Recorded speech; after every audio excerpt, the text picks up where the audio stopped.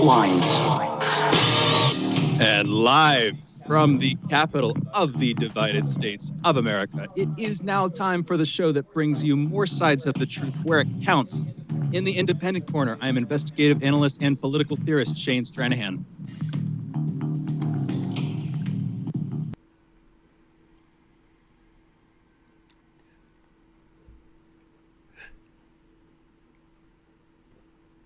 I am here, after all. Yes, I am here. I was switching over to my headphones just to make sure the sound came out okay.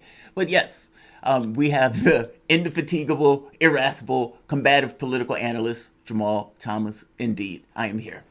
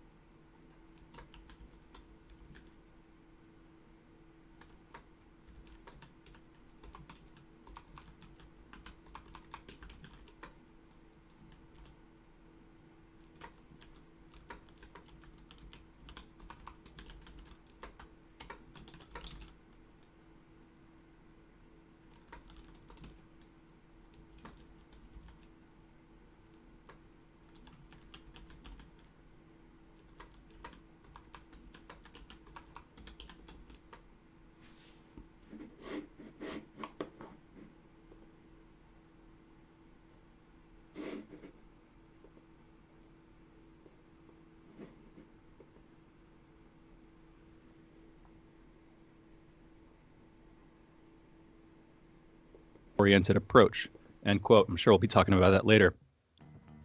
Our fourth story today, 4 gunmen have attacked Pakistan's stock exchange shortly after the stock exchange's closing.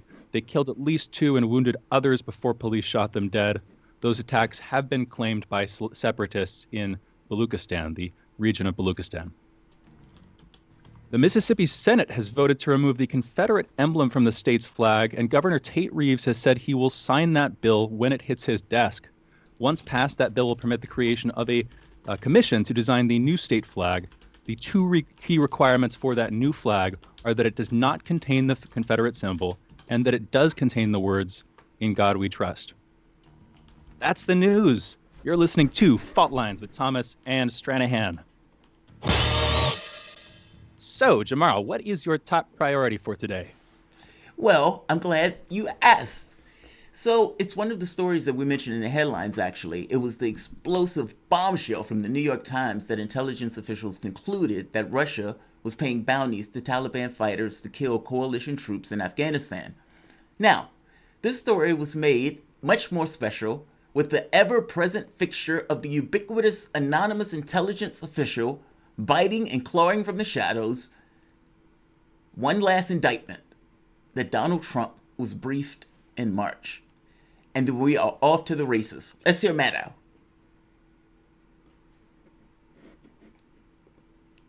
Let's play the clip. And if this Times report is correct, this means that U.S. intelligence has concluded that Vladimir Putin is offering bounties for the scalps of American soldiers in Afghanistan. Not only offering money to people who kill Americans, but some of the bounties that Putin has offered have been collected, meaning the Russians at least believe that their offering cash to kill Americans has actually worked to get some Americans killed. The Russians at least believe, if these bounties have been paid out, that the people to whom they have offered this money have successfully gone out and killed American soldiers because of it, and the Russians have therefore paid for that service. And President Trump was told about this in March, and he has done nothing about it. He was given, what did they describe it as, a menu of possible responses. And so far he has chosen off the menu that he'll have none of it, thank you, he'll do nothing. He will have none of it, thank you. He will do nothing. The article attacks Russia, so I'm not necessarily shocked that it's printed and accepted without question. My finely baked cynicism even buffers me from being annoyed by the elephant of selective outrage awkwardly crammed into spaces between the words. No, what gets me is the level of ludicrousness. The article doesn't entirely even make sense. The logic of it. It puts you in the mind of the last charge of Assad gassing his people. Now, people like me will raise their hand and say, wait, Assad is like 90% of his territory back. Why would he use chemical weapons and risk giving Western powers an excuse to get more involved in the country? Not to mention, papers reported that the terrorists we were backing, had access to chemical weapons, if I am not mistaken, getting supplied through Turkey. To which I'd get called an Assad toady with a snarling response that Assad is a bad guy. He's a bad guy. That's why he'll do it. He's a bad guy. The logic doesn't matter. I firmly understand how grotesque and hideous of a figure Donald Trump is, but please consider what you are being asked to accept without question, the context to which you're being asked to accept it in, and just as important, the Herculean level of hypocrisy necessary for a nation like the United States with the level of mayhem and bloodletting we are responsible for to complain innocent, even if this report is true. Donald Trump has vigorously denied the claim, tweeting, "Intel just reported to me that they did not find this report credible and therefore didn't report it to me or the vice president. Possibly another fabricated Russian hoax, maybe by fake news New York Times, wanting to make Republicans look bad." Trump's director of national intelligence, John Ratcliffe, says the meeting never happened. Russia's foreign ministry dismissed it as unsophisticated plant that clearly illustrates the low intellectual abilities, the propaganda from the United States intelligence, who instead of inventing something more plausible, resorted to conjuring up such nonsense. Even the Taliban representatives derided the report, saying our target killings and assassinations were ongoing years and we did it with our own resources. Which is the logical point, right? The Taliban was fighting to try to repulse a foreign invader. What reason would the Russians have to give them anything to do what they were already doing? The extra incentive wasn't necessary. Also, the Taliban and the United States have been in trilateral peace talks with the Afghan government to find a pathway for the United States to extricate itself from this theater of war. The Taliban explicitly stopped attacking American forces to allow negotiations to proceed in good faith. Again, the objective is to eject the United States, something that the United States also wants to do under Trump. Also, it's not coincidental, is it not coincidental, that every time there's a chance for peace or negotiation that would remove the United States from a theater of war, something drops that attempts to derail the process. Think back to Trump attempts when he tried to pull the United States out of Syria. Remember the backlash. The same thing when Trump tried to make strides towards pulling or getting us closer to peace talks with North Korea. Remember the reports that were dropping, that all of the peace talks were basically fluff and nothing was there and so forth, making it difficult for Donald Trump to function in that context. Right now, Trump is in negotiations with Russia over the START treaty, Strategic Arms Reduction Treaty. He is also negotiating, again, to leave Afghanistan. He's also running in a presidential election, all of which would be negatively impacted by this story, especially if it comes across that Donald Trump didn't do anything about it. We also have no context on the credibility of the story, or for that matter, the political motives involved in regarding of the people who are leaking the story. last but not least, the United States has some nerve. It was the United States that dropped $20 billion into Operation Cyclone to destabilize Afghanistan. Is that the United States giving $20 billion to incentivize the killing of Russians? What about Syria? We spent billions in weapons and cash to terrorists. Was that the United States paying head shoppers to kill Syrians? What about Operation Gladio? Paramilitaries in Western Europe and the false flag operations they would do and the bombings and the killings that would take place. Was that us supplying terrorists to incite fear and whatnot into the population against left-wing governments? And what about the Ukraine? Mike Pompeo bragging. The killing of the Syrians that Mike Pompeo was bragging about was killing Russians in Syria. I'm sorry, that sounds weird, but Mike Pompeo was bragging about killing Russians in Syria. But also, Ukraine. Is this the United States giving weapons in order to kill Russians? I hope you understand what I'm saying here. Do we really have a place to kind of make this argument and make this point?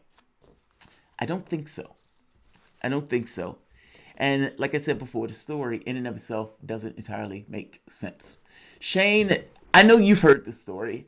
And I read this and I thought to myself, Russiagate again. It's true.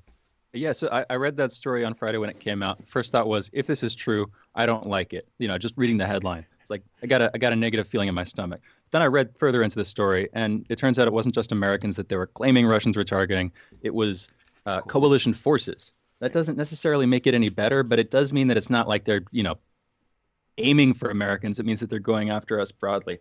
But since then, it seems like every relevant party has denied it, and the administration has said the intelligence reports weren't credible. And what that means is it's a triple whammy. It's a political cudgel. It's a hatchet that's, as far as I can tell, being used at least for three things. It's being used obviously to attack Trump. It's obviously also being used to antagonize Russia. And thirdly, it seems like it's trying to keep us in Afghanistan. It's trying to keep us involved in that conflict. So from the perspective of certain people behind the administration, not in the administration, but members of the quote unquote deep state, this is a lot to make hay on. But again, it just seems to have been generated out of nothing. And I'm hoping that it is nothing, and I'm hoping that it goes back into nothing as everybody sees that there's nothing there. You know what I mean? Yeah, I do know what you mean. We'll see. I know. Look, we work at a Russian station, and we know for ourselves it doesn't take much for them to go after us. And so I'm not shocked that they just kind of run with it. Rachel Maddow loves it. She's in her element with this story. So yeah, I'm not shocked by these guys going with it. Not either. All right, we're going into a break here. We're going to be coming back, taking your calls in just a minute. You can call in 202-521-1320. Again, that's 202-521-1320. Feel free to call in. We can talk about this story. Also, Tarif, I know you're there waiting for your call patiently. Regardless, though, we'll be back in just a minute. You're listening to Fault Lines with Thomas and Stranahan.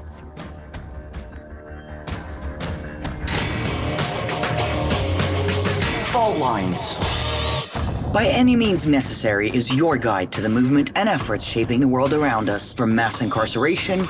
No longer am I interested in or concerned with prison reform. I am interested only in the eradication of prisons. To the battle between police and water protectors.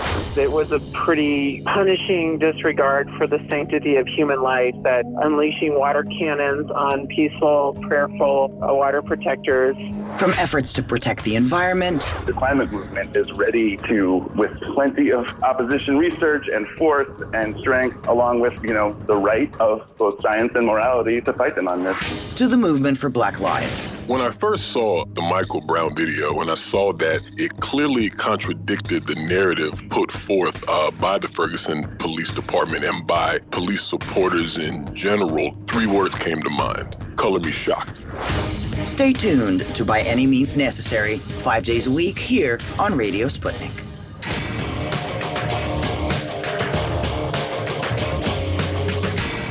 Fault Lines.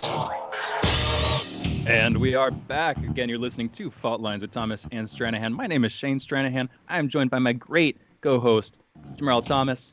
We're coming to you live from D.C., just outside of it technically because the studio is shut down right now. But if you guys live in the area, You can catch us on the radio in Washington, D.C. at 105.5 FM and 1390 AM.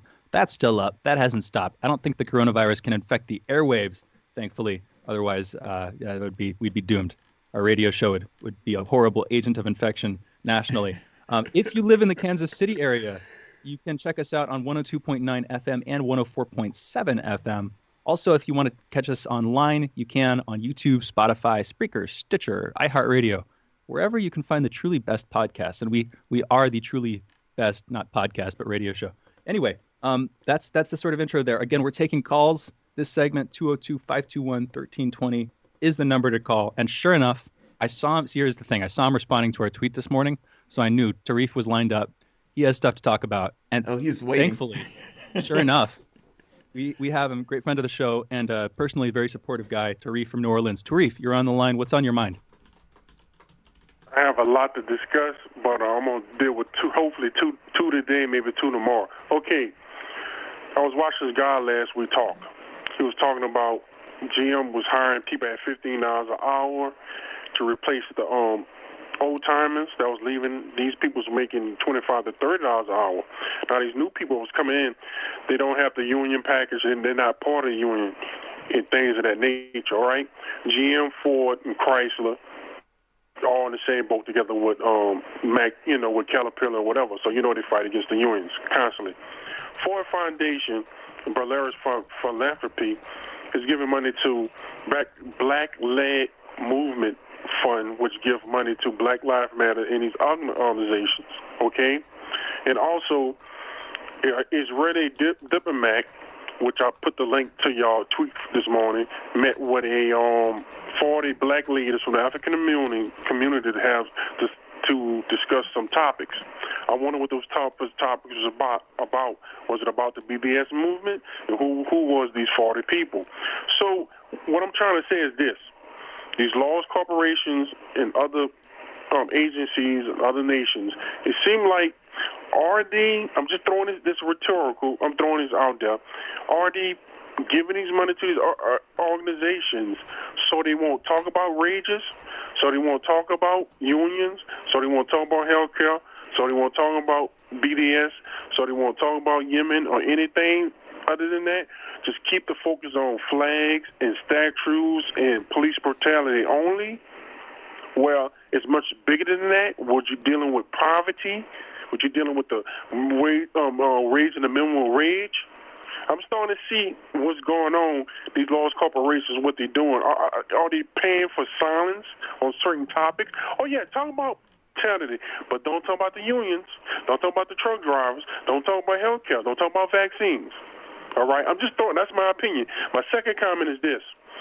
Okay, Biden cannot win the presidency. He cannot win. Either, I feel to believe, either Trump or Justin Ventura. The reason why I say this, I watched George Gallagher yesterday. He had the doctor on from a University of Houston called Dr. Horn. And Dr. Horn saying something that I didn't even think about, that Kamala Harris might become the vice president, or they might put her in the cabinet. The reason why is because they will use her to base their track India from the spirit of the Chinese and the Russians from the BRICS and put them back in the Western Hemisphere. If that happens, with that, let's put more pressure on Belt and Road Initiative and more pressure on China, and that's going to buttress China. Well, India on one side and America on the other with our naval fleet. Then what could happen is we put chases on China, trying to destroy the economy. Then within the next 2 or 3 years, if Biden wins, we could be in a major war.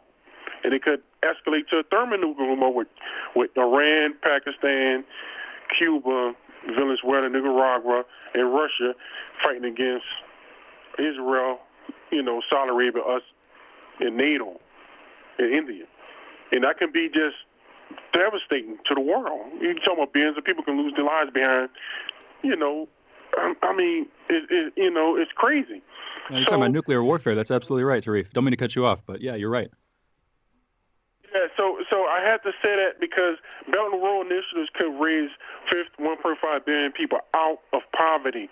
And India is so they're not really together. They into fighting with the caste system and the racism and the religionism. You know, I pray for those people. Hope they get their acts together. I don't want Modi to be manipulated through the neocons and neoliberals if Biden win. But I'm letting y'all know, Biden is worse. Everybody keep on talking about Hillary. Oh, the plan is to put Hillary in office? No, they already got their man. It's Biden. Biden. Well, the church committee, all Biden done was point his finger at the CIA. Y'all was wrong for MK Ultra and COINTELPRO and this and that. They just put a slap on the CIA hand for the church committee. Then he came up with these other proposals for crime laws and all this. He voted for the Iraq War. He voted for other things. Patriot. He designed it. He's the one. Everybody keep on talking about Hillary? No, it's not Hillary. It's him. Then Hillary. Then some other neoliberals. You don't want Biden in there, because if he's getting there, we will have a war for the next 2 to 3 years with China and Russia and Iran combined. And it will go thermonuclear with those three. That's all I wanted to say. That's terrifying. Great call, Tarif. Yeah, Jamal, you want to comment on that? Or? Yeah, that's terrifying.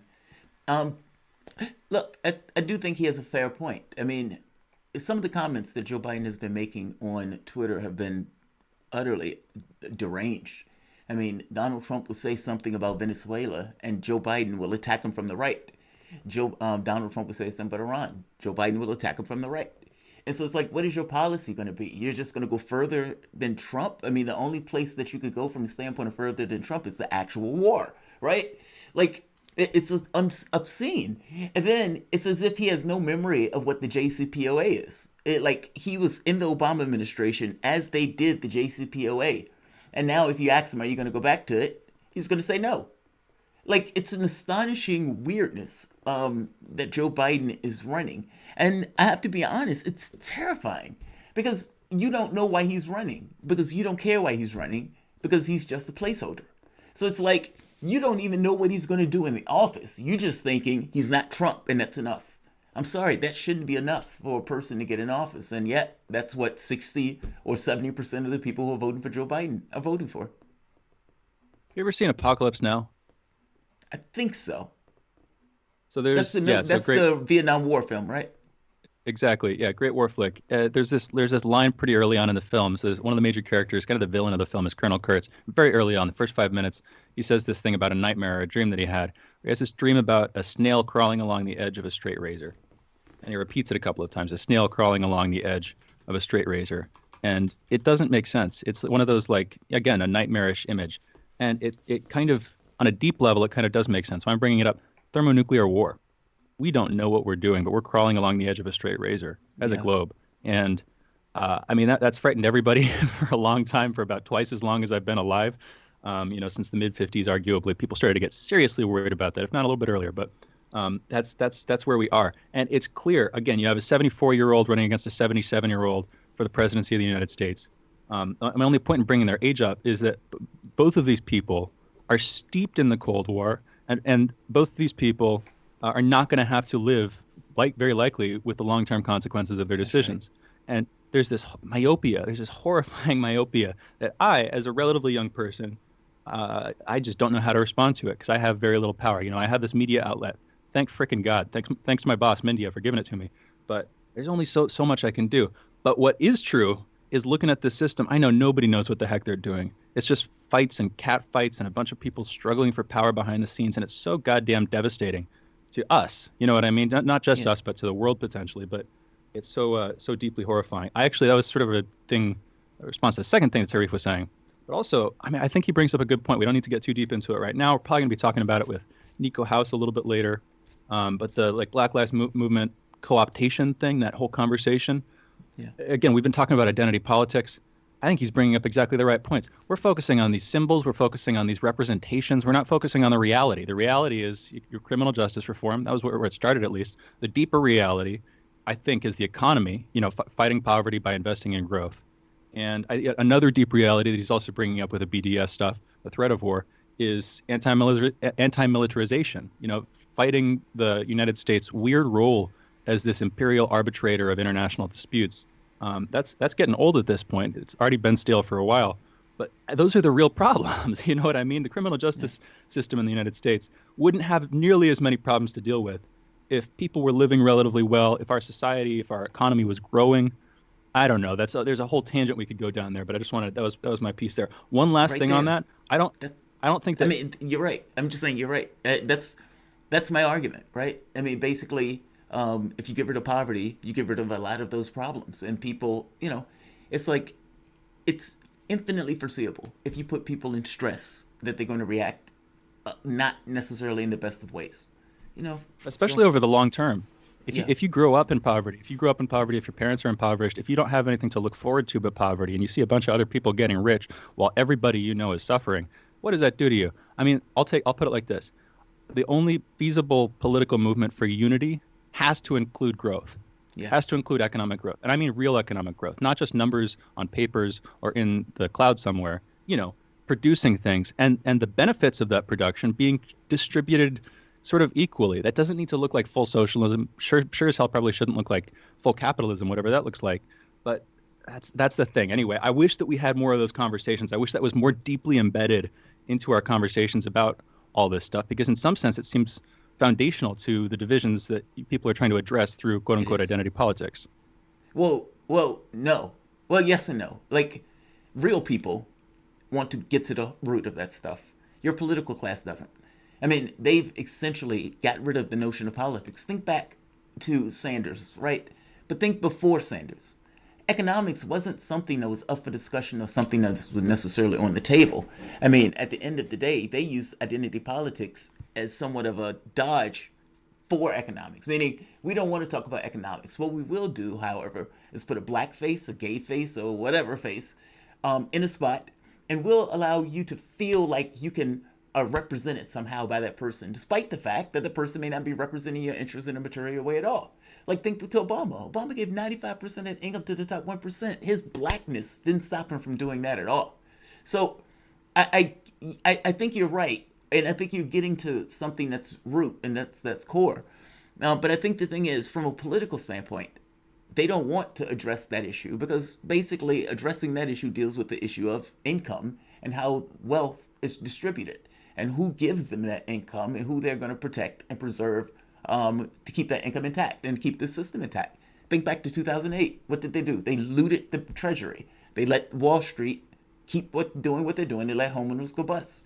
When this time came around, they gave people $1,200, but then turned around and gave trillions of dollars to all of these corporations. So yeah, I agree with you, Shane. I just think it's more cynical than that, or I just think they don't want to address that issue, so they just don't talk about that issue. And if it wasn't for Sanders, they wouldn't have been talking about it this time around either. It's true, but that's why Sanders existed. I mean, not technically, but that's why he came to such prominence. Because those voices those thoughts weren't being expressed in the political system, and of course that was why he was such an upset. And ultimately, that's why it's so damn frustrating that the DNC pushed him out. I wasn't going to be a Sanders voter. I didn't vote for Trump either. I was just shaking my hands from the whole thing. But that is the thing, it's so damn frustrating, because that rejection, the DNC pushing him out in 2016, that was their rejection of the real fix to their problems in some sense. They've been lost. They've been getting increasingly trapped in the identity politics game. And then there was this guy who was talking about real things that actually, people were thinking about and caring about on this real deep level that they saw was foundational, and then nothing happened with it, Yeah. It felt like it petered out. That's the thing. Anyway, cynicism, but hey, we'll come back to the light. We're going into a break right now. We're going to be talking with Niko House next, and that should be an interesting conversation, talking about COVID numbers spiking in Florida, also talking about these protests, Minnesota governor tapping intelligence to suppress protesters. We'll be back with Niko in just a minute. You're listening to Fault Lines with Thomas and Stranahan. I have no Niko for now. Fault Lines. You're listening to Radio Sputnik.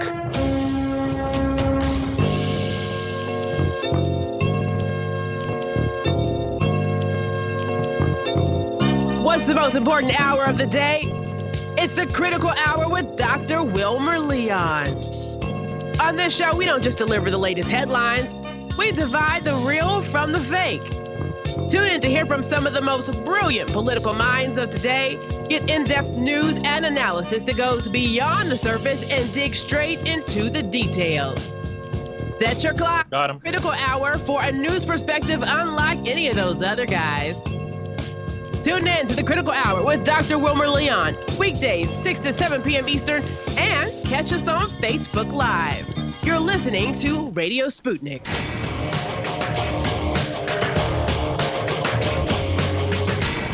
Fault lines. And we are back. You're listening to Fault Lines with Thomas and Stranahan. Quick programming note. We have Niko House on. We're going to get to him in just a second, but let's get this selfish stuff out of the way first. Again, I'm Shane Stranahan, joined by Jamarl Thomas, my great co-host. And if you're in the D.C. area, you can listen to us on AM/FM, on FM at 105.5, and on AM at 1390. If you're in Kansas City, you can also check us out on 102.9 FM and 104.7 FM. If you want to listen to us online, you can hear us on Spotify, YouTube, Stitcher, Spreaker, iHeartRadio, a whole bunch of places. But with that stuff out of the way, let's get to our guest. We've got Niko House joining us. It's been a while since we've had you, and I think this is the first time we've had you since the whole show blew up and then was recreated in this weird Phoenix sort of form thing that we're operating in now. But how are you doing this morning, Niko? Doing well. How about you guys? Good, good. Yeah, so we brought you on. We're talking about a couple of things today. We're going to be talking about coronavirus numbers spiking in Florida, and we're also going to be moving over to talk about the protests, what's been going on in Minnesota with the governor there. But first of all, how are you doing? How's stuff down in Florida for you?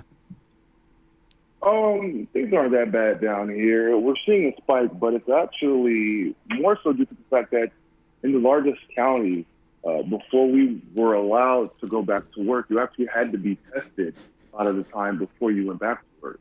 A lot of people likely had COVID. They just didn't know because testing wasn't largely available, and where it was available, it wasn't required. That's interesting. You know, that actually does kind of match with what I've heard. Yeah. Interesting. So, Niko, when you say people were being tested, well, we're seeing spikes though in Florida. I mean, I think they had like 9,000 or something to that amount, I think, if I'm not mistaken, on Friday. What went wrong? Meaning, why did it all of a sudden tick up? Well, so here's my thing. I don't personally believe it, quote unquote, picked up. I think that those numbers were already there. See, the issue is that we've had problems with the testing methodology in Florida for quite some time. Although the quote unquote spike did make headlines, the issue is that the testing problems that we've had did not make headlines. For example, we had over 25,000 false tests in Orlando. And of course, this is Orlando, and each one of those people have family members, and the tests either were false positive or false negative or just they were inconclusive entirely. And so because that never made national headlines, nobody did anything about it, but yet these are still a lot of the same tests that we're using to determine who has it and who doesn't have it. And of course, those numbers are then being reported back to the state, and then the state reports them to the CDC. So I don't even know if it's a spike as much as these people may have already had it. There are people who might have it, but because of false testing, they don't know. And so we have in my personal opinion, we have a bigger issue of a lack of a clear method to actually test accurately. And because it didn't make national headlines that we had so many false tests, and that was according to the Orlando Sentinel, then now we're kind of in a different situation where are we making policy decisions based off of how the headlines come out in order to prevent those headlines ahead of November because of how political this whole thing has become? Or are we making policy decisions because it's the best decision for the people? And unfortunately for me, I think that it's probably more the former than the latter. Yeah. Niko, you're down in Miami, right? Yeah, I'm in Miami. So I'm seeing, that looks like it's the city in Florida with the highest confirmed cases. So right now I'm looking at the Naples News. They're saying Miami has a little bit over 20,000 confirmed cases. Again, I'm not sure if that's cumulative. I'm pretty sure that's cumulative, not current. I'm just curious though, like with you living there with. It has to be cumulative. Yeah. So what's the sort of state of the lockdown like? Because again, in that city, that's the sort of epicenter for the state. I'm curious how like local officials are responding, like the local economy, just what it's like there, you know? Well, they responded. They didn't respond to anything until the headlines came out. We were opening up. DeSantis made it so that the last 3 counties to open up were Palm Beach, Miami-Dade, and Broward County, which are the largest counties in Florida. And so as we were slowly beginning to open up, then the testing came because people had to get tested before they went back to work. My wife being one of them, actually. My wife went back to work and she had to get tested. One of her coworkers had it. They had to meet. What happens is you actually have to go to the hospital immediately. And so once you go to the hospital, they say you are occupying a bed, even if you're not staying there that night. You're just going there for urgent care, for whatever. See, the thing is, prior to everybody going back to work, my wife actually had to go to the emergency room for a kidney problem, and it was a 3-minute wait because there was nobody there. My best friend's father, who's a physician's assistant, actually got laid off without pay because there wasn't enough people in the emergency room or the hospital.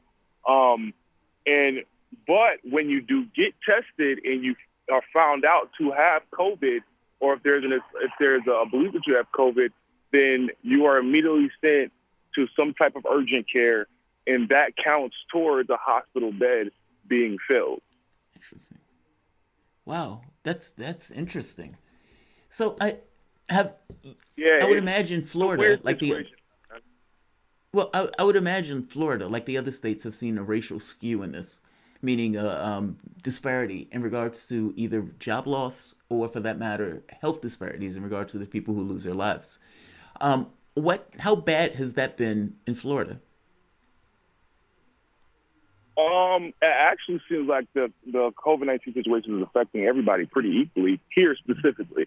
It's just because, well, at least in Miami, I can't speak for the rest of the state, but in Miami, because of the population largely being a Cuban population, it's pretty split down the middle. Now, there's a consistency with the rest of the country that most of the essential workers are either Black or people of color. And so they are a little bit more exposed to it.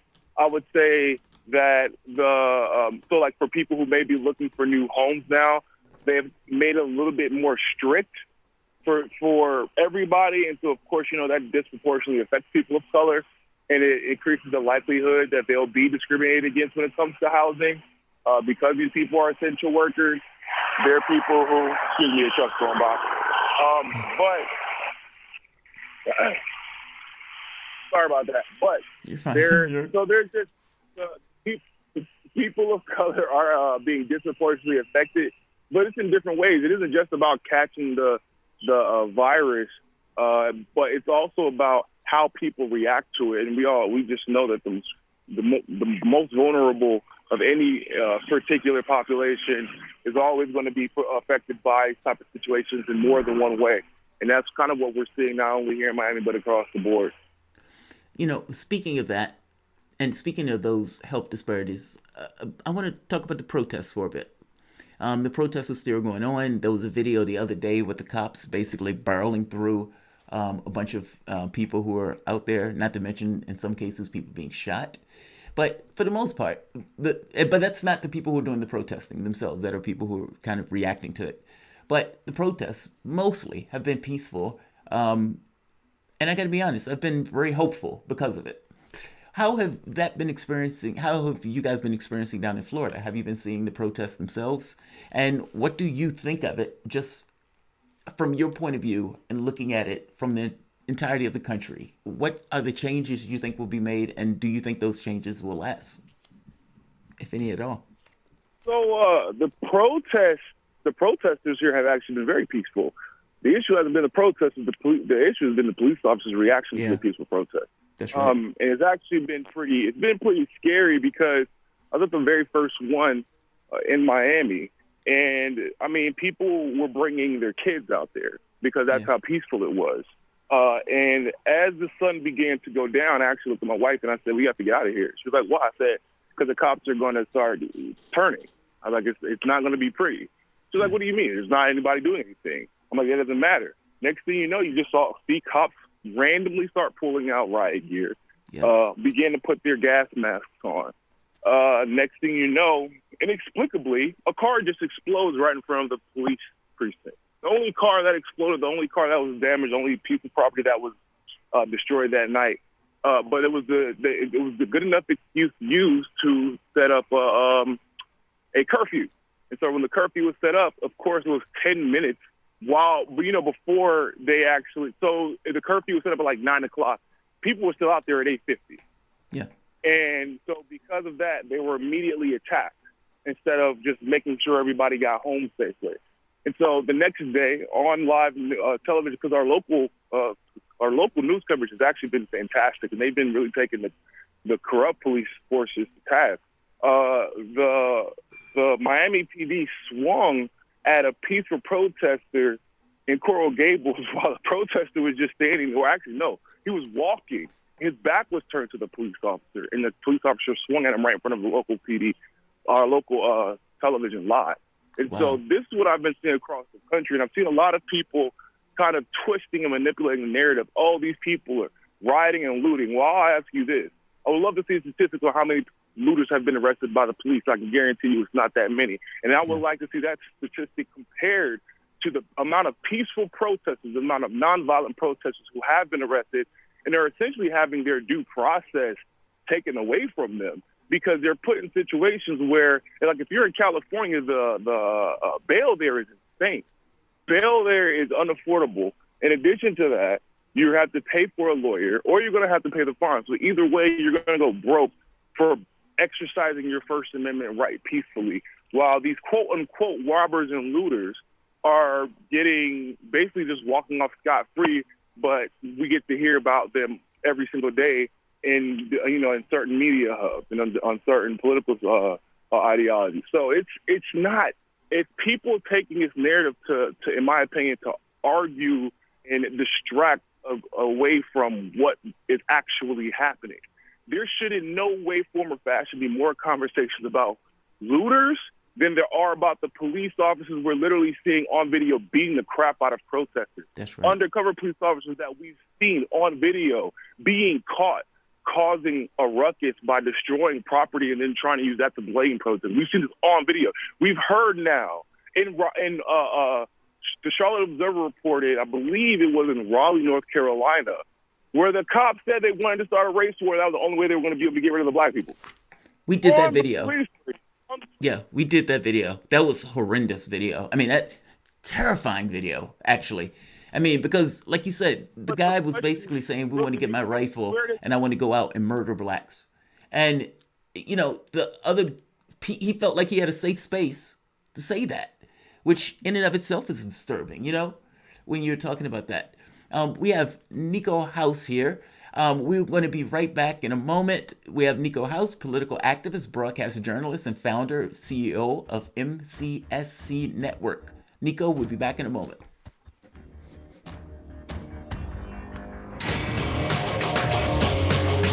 Fault lines.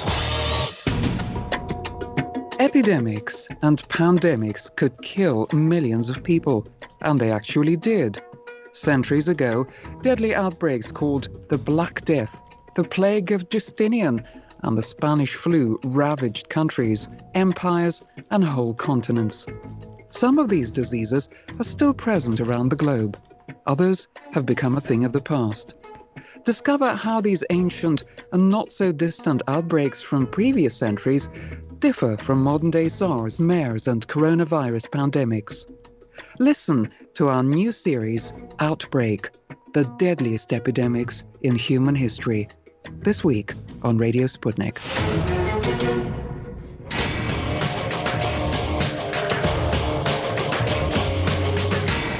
Fault lines. Welcome back to Fault Lines. We are joined by Niko House, activist, broadcast journalist, and founder and CEO of MCSC Network.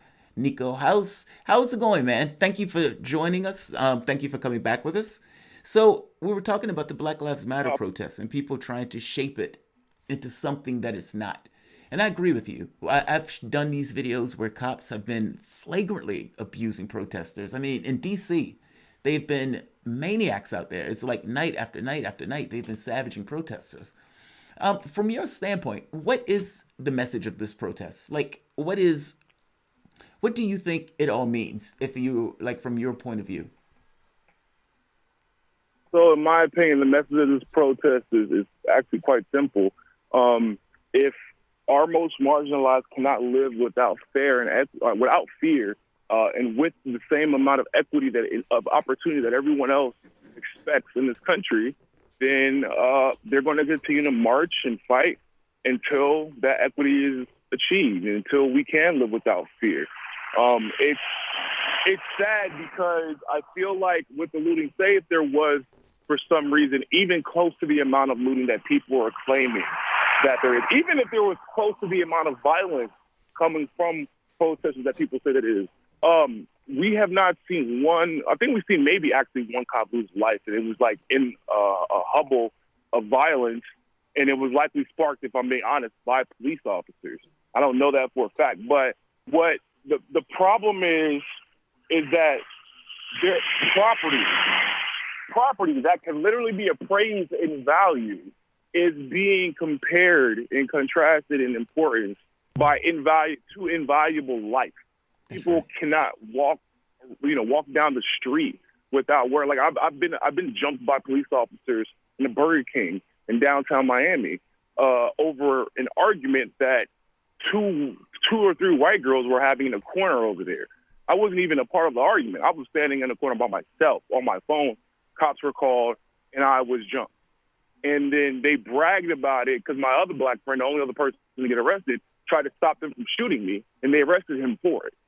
This is the fear that we have to live with on a regular basis. And people are worried about their property that has insurance, property that can always be repaired. Is it fair? Is it fair? No. But unfortunately, as many black people know already, life isn't fair. And I will say this is also speaking to this message because this addresses classism as well. And I don't think that people understand the conversation we should be having around classism. It isn't classism or racism. It isn't we have to address classism and racism is distracting from it. Racism and classism is like a car. It's like the engine for a vehicle. The thing is, racism, sexism, all that type of stuff, that's the alternator, it's your gas tank, it's your tire. And it doesn't matter how pretty, how gorgeous, how powerful your engine is. If you don't address classism, racism, et cetera, then you're not going anywhere. Why do you think our society is the way it is? Because once they figure out how they can treat the most vulnerable of that society, that is simply a precursor to how they're going to treat you. And that's what we have seen taking place. And that's why our country seems to be, at least if you look at the root, in worse shape than it's been in a long time. Why do you think they feel like they can rob $4 trillion from your taxes and then give it to corporations who get tax subsidies every single year? Because they've been doing it to the most vulnerable in your society. I mean, think about it. We pay taxes, and then up until very, very recently, we were afflicted by redlining. The black community was afflicted by redlining, which disallows us from getting second mortgages on our house or getting a mortgage on a house in a certain neighborhood to begin with, disallowed us from getting business loans, disallowed us from owning our community, which is why it's always a misnomer. When people say they're destroying their community, it's not our community most of the time. That's why you see it being destroyed. So we just got, like in the early 2000s, that just ended. But they've used it for so long they know it can work. So what did we see happen after the 2008 crisis? Well, now people were getting their homes wrongfully taken. You saw gentrification extend beyond just black people. It actually started affecting lower middle class to poor white people. It started moving them out. So you see the most vulnerable in your society going through something, understand that if not something is not done then and there, it will eventually affect you unless you're part of the 1%. One take, this is Shane jumping in here. One take on protests, this is a sort of general take on any protest, is that a protest in an implicit form is like an embedded threat of the potential for violence. And I want to be very clear about what I mean by that. It's not like protesters are going to be violent. It's not what I'm saying, and it doesn't justify what police are doing. But in a raw sense, a protest shows a group of people en masse, massing together to support something together, and there's always that latent threat. The reason I'm bringing that up is I can understand why people would feel like that is their only choice. Not saying that that's what they've actually risen to in most of these cases, but I can understand why there's this pressure.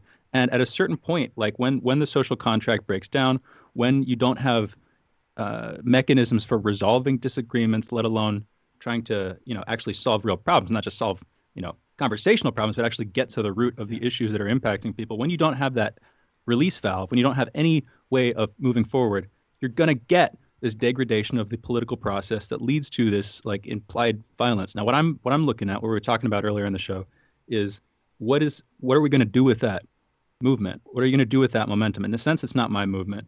In a sense, it's not anybody's movement. But in another sense, it is in a way an opportunity. Like you're saying, if a lot of this comes down to class, one way of looking at this is that in a sort of in what you can think of as a healthy form of capitalism, you don't have permanent classes. You have this constant social mobility thing. People, there may be intrinsic problems with that. People will talk about you have a capitalist class that owns the means of production and they're self-enriching. But if you have a sort of like revitalized form of that, or a politically administered, sort of politically conscious form of that, it doesn't just look at things purely economically from the sort of free market, free invisible hand sense, but actually tries to use that system anyway. If you don't have that, if you don't have the equity, if you don't have this potential for upward mobility, then you get what we're seeing now. You get this situation with the permanent underclass.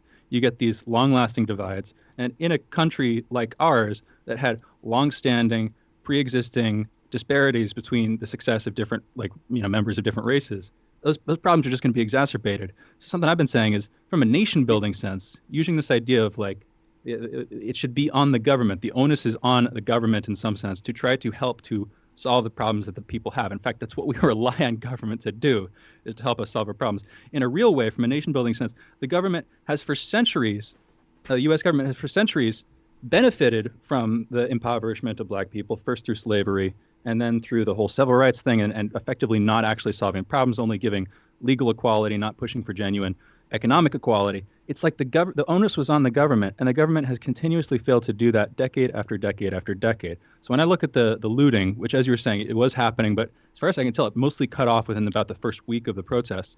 When I look at that, I don't like it, but I also, I want to look at this wider context. And really, the blame that I think we should place is on the government. We need to be mature. We need to hold every party responsible. But the most powerful and the most delinquent party in this interaction is the government. What's your take on that, Niko? I would probably 100% agree with that. And I agree with you. They push quote unquote legal equality, but we have to look beyond legal equality. It has to be equity of opportunity for everything in this country. And that's what we have seen a lack of. If you don't have the economic strife that we've seen in these marginalized communities, and I wouldn't just say the marginalized communities, I would say now we're seeing economic strife in every community at a larger rate than it should be.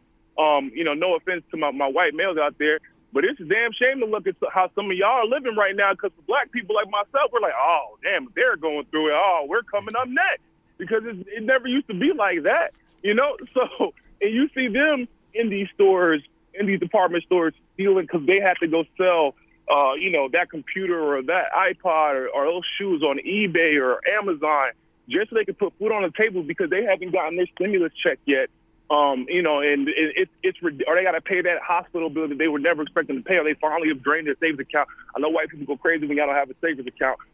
We're used to not having a savings account on my side, but I understand. Look, but when you get to that level of strife, that also causes the friction that we have been seeing, and this is what the 1% will do, right? They'll blame the looters.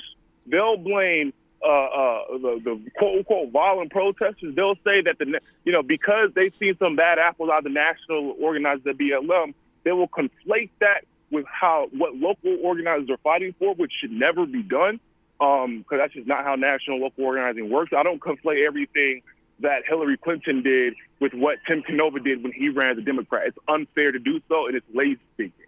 So the classist aspect and the lack of equity of opportunity does spark a lot of what we see, and you are correct. We don't really, if you don't give people a way out or respond adequately to protests like we're seeing today, because this isn't, I know that a lot of people are worried about the astroturfing of these protests. I'm going to tell you right now, people, they aren't being astroturfed. People are just pissed. If they were being astroturfed, you wouldn't see Trump trying to blame Antifa every 5 minutes. You wouldn't see the Democrats. At first, they were trying to blame Russia. They were saying this is to shut out the Russian playbook, which was bizarre, but it's actually not all that unexpected, because during during the civil rights movement, while McCarthyism was running rampant, we actually saw them say the very same thing. Remember, the Democrats were spying on Martin Luther King, same as Republicans were when they were in office. And everybody, the Black Panthers were considered a tool of Russia, et cetera, et cetera. So this is actually not all that unfamiliar, not all that new. But they wouldn't be sending the 82nd Airborne Corps after protesters if they had control of the situation. You wouldn't see the Democrats all of a sudden renouncing any type of cause to defund the police department if this was an AstroTurf campaign. The Women's March, if I'm being frank, was an AstroTurf march. I was at the one in New York where they literally paid the NYPD to run security for them. And no, I can assure you there were no riot gear, police officers there. There was nobody with gas masks. They were actually just laughing and having a good time. It's not a protest. What we're seeing right now is a genuine protest, a genuine reaction. And I've seen some changes. I've seen some reforms begin to be introduced at local levels. The ones that the national level are introduced are kind of BS so far, like the anti-lynching bill. I want to be very clear. Murder is already illegal. Can we just enforce the laws that we have now?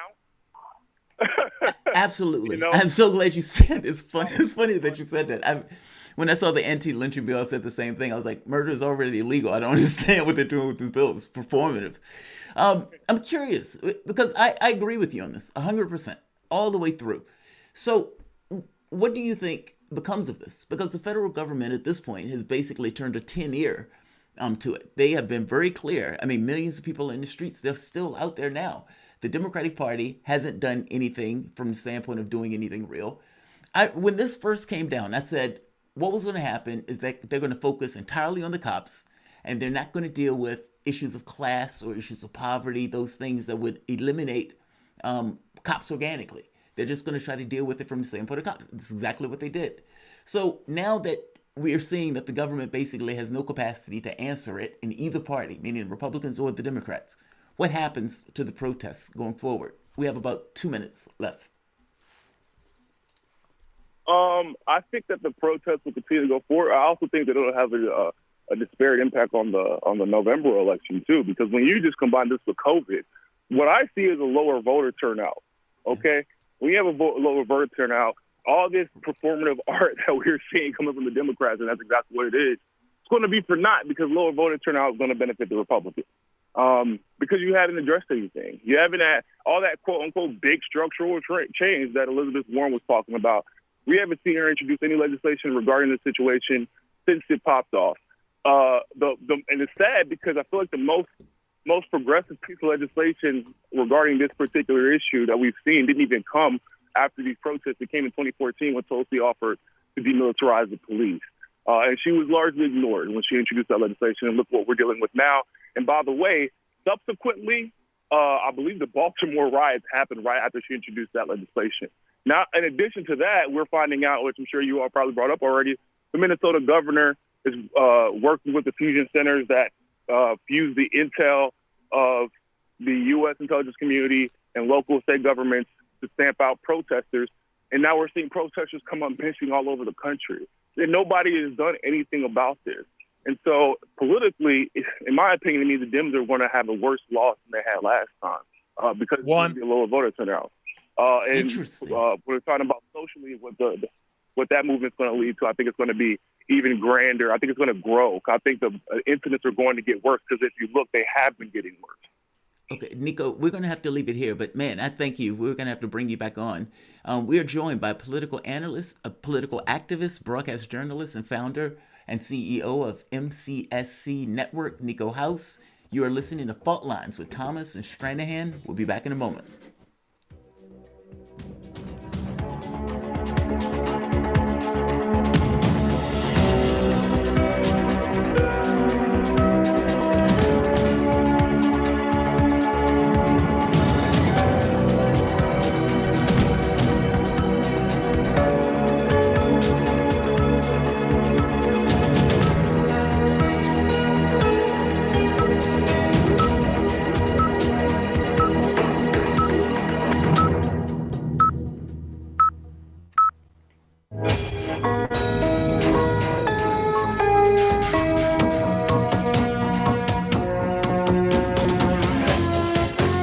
listening to Radio Sputnik.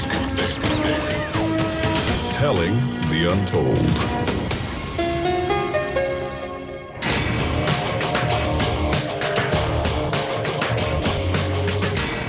Fault lines. Live from the divided states of America, welcome to your daily inoculation for propaganda. We are the men on the wall springboarding into the blackness of the political fractures. In the left corner, I am your ever vigilant, indefatigable, irascible political analyst, Jamal Thomas. And out on the independent veranda, I am your political theorist and investigative analyst, Shane Stranahan. Hanging out on the veranda, right on, right on. Let's get to some headlines. So the novel coronavirus over the weekend reached 10 million infections globally and over 500,000 dead. The former head of the CDC has said that the virus has the upper hand, and the Health and Human Services Secretary, Alex Azar, has said that the window is closing to stop the spread of the coronavirus. The United States has seen over 2.5 million confirmed cases and has over 128,000 deaths attributed to the virus. Wow. A New York Times article published on Friday alleged that the Russian military intelligence unit has paid the Taliban bounties to kill coalition forces, including Americans. Moscow and the Taliban have both denied the allegations. Nancy Pelosi has asked the report to be sent to Congress. President Trump said his intelligence officers didn't find the report credible, which is why it was not reported to him or the vice president. The Director of National Intelligence and the White House's press secretary also both said the story never reached the inner circle of the presidency. The 4 police officers involved in the death of George Floyd are now on trial in Minneapolis. Derek Chauvin, the officer who kneeled on Floyd's neck for 8 minutes, is charged with second-degree murder. The others have been charged with aiding and abetting murder. The Minneapolis City Council unanimously voted on Friday to disband the city's police force, replacing it with the Department of Community Safety and Violence Prevention, which will have the responsibility for public safety services, prioritizing a holistic, public health-oriented approach. Very interesting. 4 gunmen attacked Pakistan's stock exchange shortly after its closing, killing at least 2 and wounding others before the police shot them dead. The attack has been claimed by separatists in Balochistan. The Mississippi Senate has voted to remove the Confederate emblem from the state's flag, and Governor Tate Reeves has said he will sign the bill when he hits his desk. Once passed, the bill will permit the creation of a commission to design a new state flag. The 2 key requirements for the new flag are that it does not contain the Confederate symbol and that it does contain the words, "In God We Trust." That's the news. You're listening to Fault Lines with Thomas and Stranahan. Nice. So one of the headlines I want to talk about right now, and the one I think is the most interesting to me, is really the Russian thing. There's another piece to this that I want to add, and I want to add media complicity. Now, what I mean by that is the media has been co-opted by the intelligence services. This goes all the way back to George Bush, if not further. You can go to Operation Mockingbird, where money and threats were being used in order to get the media to basically fall in line with various stories to see if it could affect the American population. But recently, going back to Bush, you had a concerted effort by the Pentagon to influence media and influence it in a way basically because they would become analysts. But these guys aren't analysts in the sense of discovering new news. They're just talking about the news, and oftentimes they're influenced in the way that they talk about it. So right here, this is New York Times. Internal Pentagon documents repeatedly refer to military analysts as message force multipliers or surrogates who could be counted on to deliver administration themes and messages to millions of Americans in the form of their own opinions. Now, the interesting part is right here. Some offered Pentagon tips on how to outmaneuver the networks, or, as one analyst put it to Donald H. Rumsfeld, when the defense secretary, the Chris Matthews and the Wolf Blitzers of the world, some warned of planned stories or sent the Pentagon copies of their correspondence with the network executives. Many, although certainly not all, faithfully echoed talking points intended to counter critics, meaning these guys could be counted to parrot stories that they're being given or they're being infused based on by the Pentagon. Here's an example. So let's hear the clip with Chuck Todd having a conversation with one lunatic war criminal, John Bolton, and is using him as an analyst. Let's play the clip. It was informed in March of this. I'm just curious of your initial reaction to this report, Ambassador. Well, it's, as you say, there's a lot we don't know, so we should be cautious. But from what we do know from the president's own tweets this morning, to me, it looks like just another day at the office in the Trump White House. I've never recalled a circumstance where the president himself goes out of his way to say he wasn't briefed on something. We may be in the, what the definition of is here. When you say brief, does that mean he's never been told of anything about it? We don't know the quality of the intelligence or the extent of it. If it does go back to March, that raises other questions. And the key point is, if there's any accuracy to it, if the Russians have actually been paying to see Americans killed, that is a very, very serious matter. That is a very, very serious matter. Now, it's not that the analysis was horrendous, but do you really want John Bolton's focal point to be given to the American public? John Bolton is a lunatic, and not just a lunatic, he's a war criminal. He's intimately involved in that war in Iraq. And so, Shane, when media does this, media is not really giving you this background behind the scene about the person who's doing it. Meaning they're not giving you who this person is being sent there by, who this person is being paid by, or what this person's political priorities are. They just act as if this person is an analyst untethered to other things. John Bolton is giving you a militaristic perspective. Any of these military guys or any of these CIA spooks would give you a militaristic. For example, John Brennan.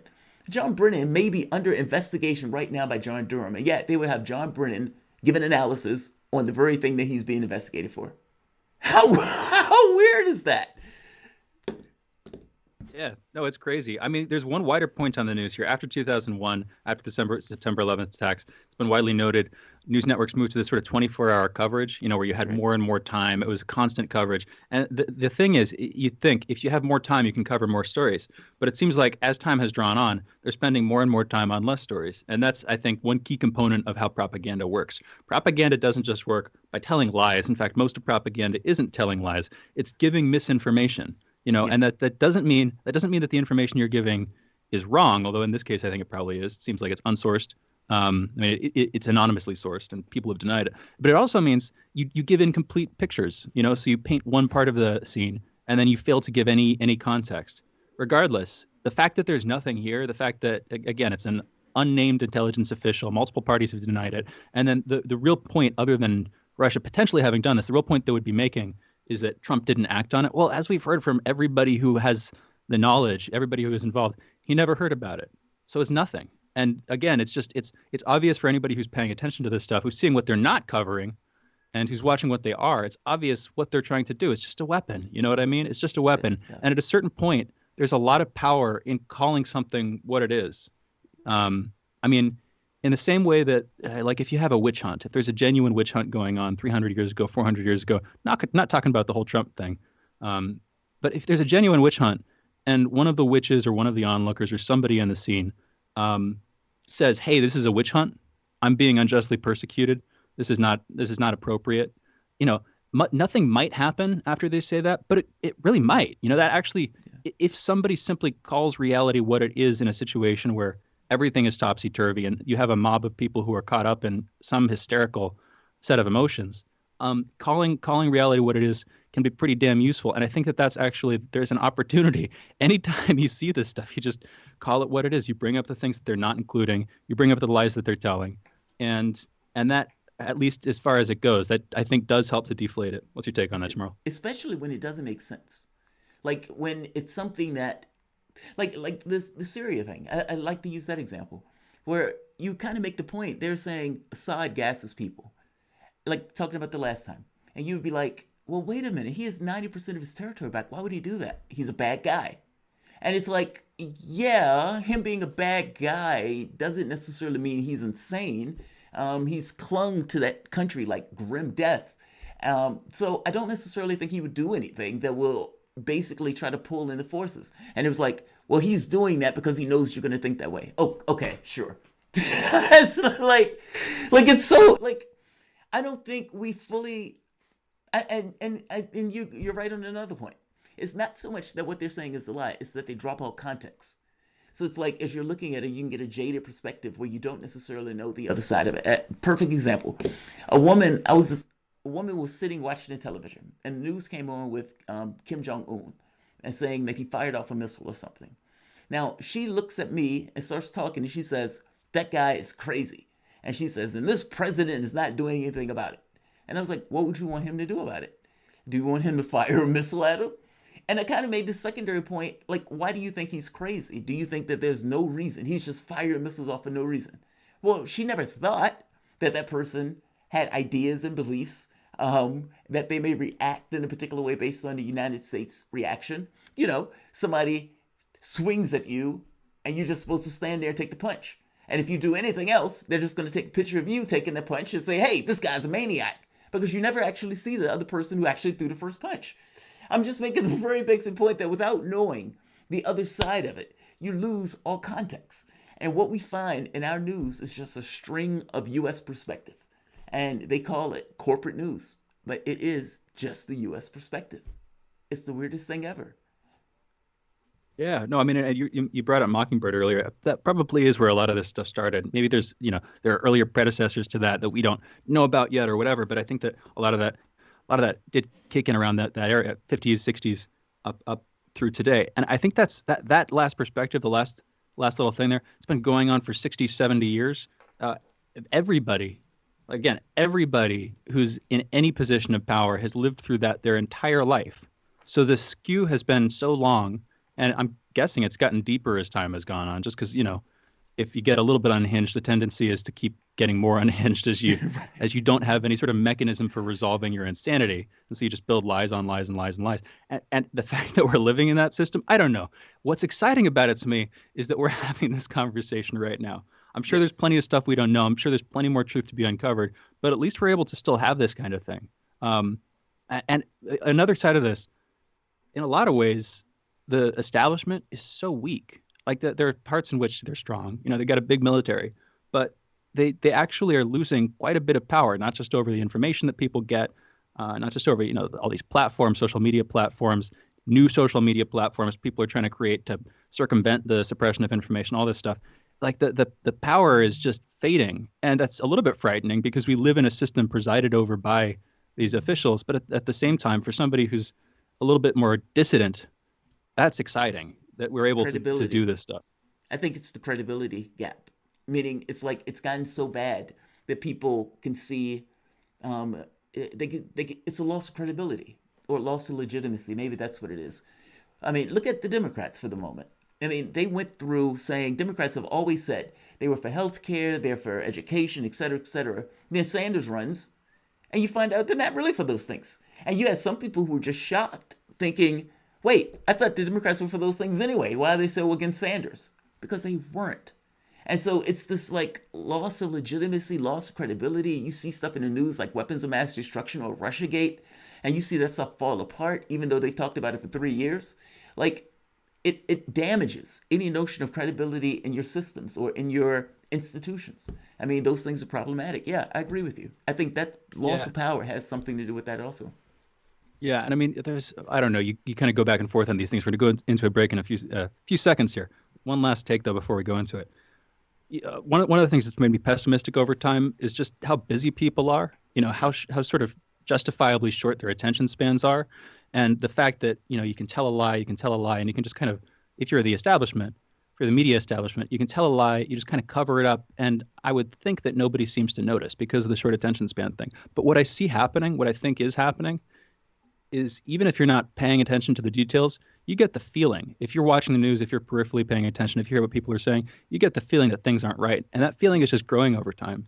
And the establishment does not have a mechanism for resolving that. Because if they try to resolve that, they'd have to tell facts. Once they get into telling facts, things get real messy. Regardless, we're going to be continuing to talk about the story that initiated this conversation, the allegations in the New York Times published on Friday In this next segment, we're talking to Mark Sloboda. Be back with him in just a minute. You're listening to Fault Lines with Thomas and Stranahan.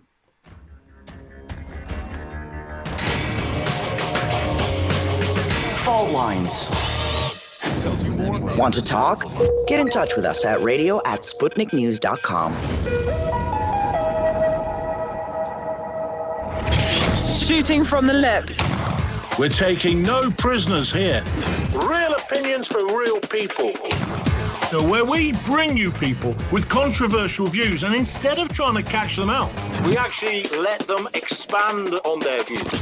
What's going on in British politics, European politics, and indeed in world politics as well. And wherever you are, whether you're a UKIP supporter, a Tory, or Labour, everything is in turmoil. John Gaunt. Shooting from the lip.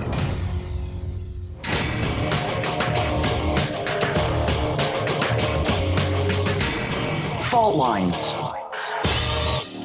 And we are back. You're listening to Fault Lines with Thomas and Stranahan. Great show so far today. If you want to catch us on AM or FM in DC, if you're in the area, you can listen to us at 105.5 FM and 1390 AM. If you're in Kansas City, you might already be listening to us on the radio, but if you're not, you can always listen to us while we're live from on 102.9 FM and 104.7 FM. If you want to catch us online, you can listen to us on iHeartRadio, Stitcher, Spreaker, Spotify. You can also watch us, although it's just a graphic right now. You can definitely listen to us on YouTube. Check us out on YouTube at Fault Lines Radio. Regardless, though, with all that stuff out of the way, very happy to be joined by Mark Sloboda. Mark is a great geopolitical analyst and international relations expert. Real quick, you can follow him on Twitter at MarkSloboda1. Second time we've had him on, and it's great to have you back. Mark, how are you doing this morning? Jamal, Shane, thanks for having me on. It's always an honor and a pleasure to be on Fault Lines. Yeah, thank you so much for joining us. We're going to be getting into this New York Times story that was published on Friday. A bunch was made of this over the weekend. We wanted to get your take, what you've heard, what you've learned. But I think maybe the way to start this is actually to play this ad. This is coming from a Lincoln Project, a prominent conservative Never Trumper group, and they were going after him for this. So I thought it would just be good to set the tone with this. So Andre, if we could play that clip now, that'll help out. In the last year, flag-draped coffins have returned from Afghanistan. Now we know Vladimir Putin pays a bounty for the murder of American soldiers. Donald Trump knows too, and does nothing. Putin pays the Taliban cash to slaughter our men and women in uniform. And Trump is silent, weak, controlled. Instead of condemnation, he insists Russia be treated as our equal. Instead of retaliation, he invites Putin to America. When Trump tells you he stands by the troops, he's right. Just not our troops. The Lincoln Project is responsible for the content of this advertising. Wow. Wow. They are not messing around, are they, Shane? They were not. So I thought that was a good sort of bookmark. The John Birch Society? So, Mark, we were talking about this stuff in headlines. We've been talking about it. We were talking about it briefly in the last segment. What's your take on what's been going on with this story?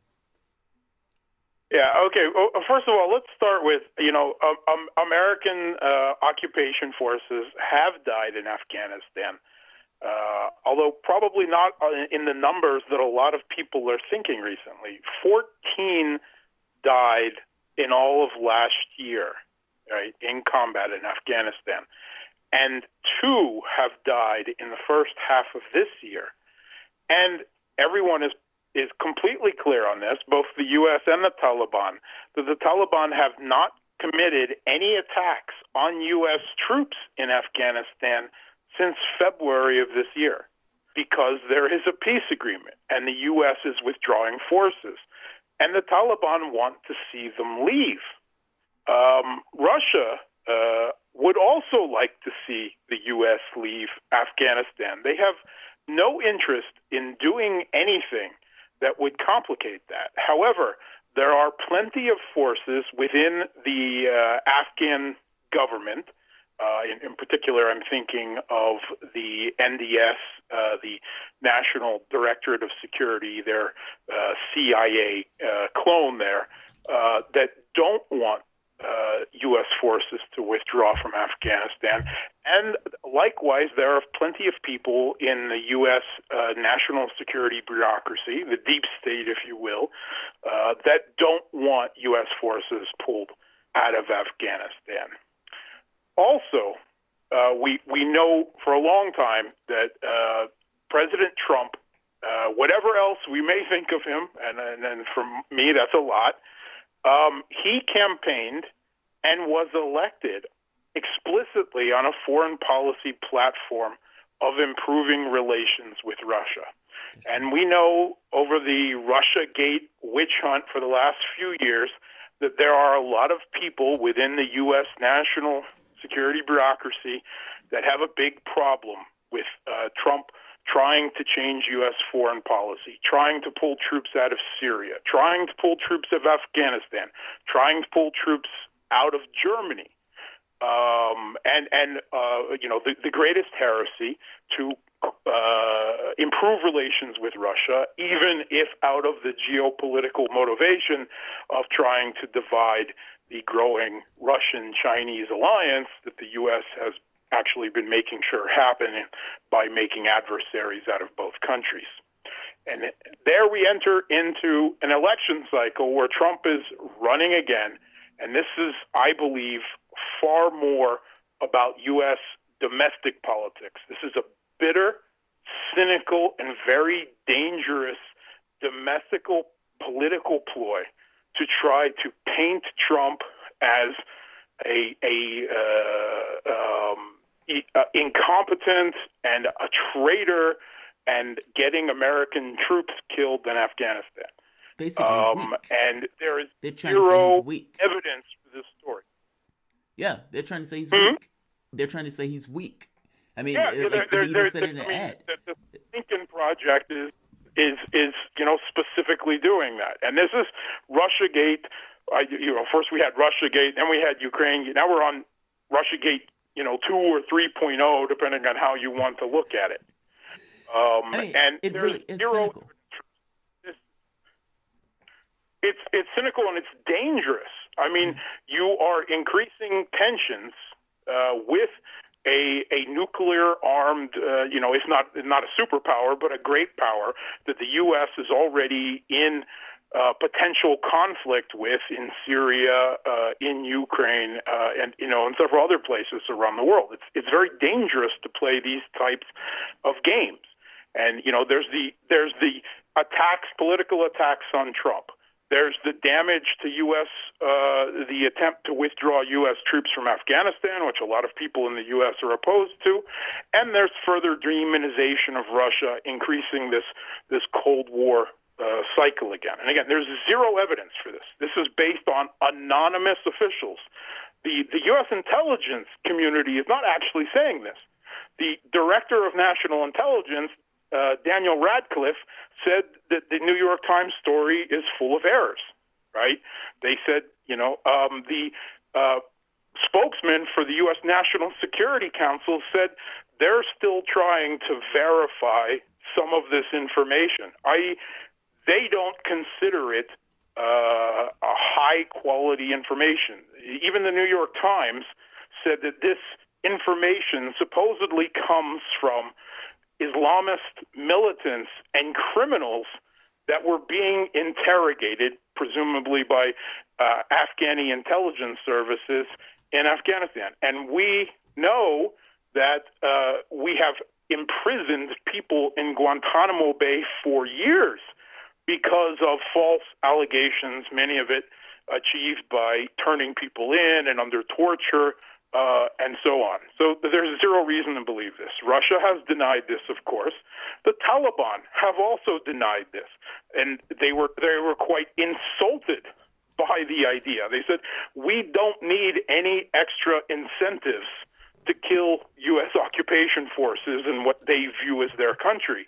And they find insulting the idea that they would rely on encouragement or the resources of a foreign intelligence organization from a country that they don't have very good feelings towards.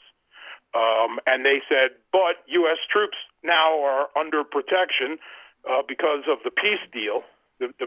We have not attacked them for months now. So when did this supposedly occur? Who were these Americans? All of this is a story designed specifically to be impossible to verify, not that the journalists have done anything in that regard on the ground in Afghanistan, interviewing people. It's all stenography from whoever in the CIA or what have you that fed them this information. But they haven't followed through on this at all. There's zero reason to believe any of this, unless if you believe anonymous sources, we don't even know if from what agency specifically, of officials. It's true, Mark. I actually wanted to take a serious conversational turn here. Sorry, Mark. Didn't mean to cut you off there. I wanted to take a serious conversational turn there. I've just realized we have only a couple of minutes left, but there's something you might uniquely be able to shed light on here. I know you know about Antonio Gramsci, and I know very little about him. It's totally random, totally out of nowhere, I know. But it seems to me, just from looking into him a little bit, like he's pretty influential as far as thinking goes on like this idea of cultural, not just revolution, but sort of cultural perspective on. Exactly. So I'm curious, could you just like briefly, I know totally changing subjects, but could you just briefly give us a sort of brief background on this guy as a thinker, what he was pushing for, and maybe some of his influence today? Sure. Without any prep on that, Antonio Gramsci was an Italian leftist, Marxist, if you will, political thinker. Who did a whole lot of work. You're talking, the cultural aspects, but specifically he wrote about hegemony, cultural hegemony, and others. And actually he wrote most of what he is best known for while in prison in Italy, which, must have been quite a feat to write with the intelligence that he did under those circumstances. And, whether you are a Marxist, a leftist, or not, a lot of people from a lot of different, political, all over the political spectrum have turned to what Gramsci wrote in particular on hegemony. Yeah, because it seems to me like it's foundational. It's if I'm probably getting this dramatically wrong, but it seems like what he was saying was that culture, including stuff like the arts, literature, just culture as such, is foundational. It creates a lot of the economic conditions. It creates especially the perspectives that we have of the economic conditions. And it just seemed, it came after Marx. It was, I believe, 50, 60 years, his writing after Das Kapital and like the sort of heyday of early Marxism. So it seemed like he came on later. I'm just curious because, again, a lot of what we're seeing now in the U.S. is this conversation over cultural monuments, over statues, for instance, or flags. And I'm maybe one last take. We only have about 30 seconds left. But would you sort of trace a line from Gramsci to this stuff that's going on, or is that off base? No, you could certainly interpret it from Gramsci's writings and try to analyze it from that perspective. And you're right, in many ways, what Gramsci was arguing was reversing the economic base and societal cultural superstructure that Marx wrote about, and positing that in many situations the superstructure, the culture, could be more important than the base. That's very interesting. That was a great answer. Again, unprompted. Unprepared. You didn't know we were going to be talking about that, and frankly, neither did I. I just thought it was an interesting little thing to get into. Hopefully, we can get into it more. Regardless, great segment, great conversation. That was the voice of Mark Sloboda. Mark is an international relations and security analyst, and you can follow him on Twitter at MarkSloboda1. That's the number 1, or you can find him on Facebook, and this is where it comes in: Facebook.com/Gramsci, Gramsci. Again, that's Mark Sloboda. We'll be back in just a minute. You're listening to Fault Lines with Thomas and Stranahan. It's awesome. Fault lines. We are above all the latest developments, and we don't take any sides. Radio Sputnik, telling the untold. Tune in every Monday to Loud and Clear with Brian Becker for our regular segment Education for Liberation with Bill Ayers, where we take a look at the state of education across the country. What's happening in our schools, colleges, and universities, and what impact does it have on the world around us? Our resident expert is Bill Ayers, the legendary activist, educator, and author. Tune in to Loud and Clear this Monday and every Monday for Education for Liberation with Bill Ayers.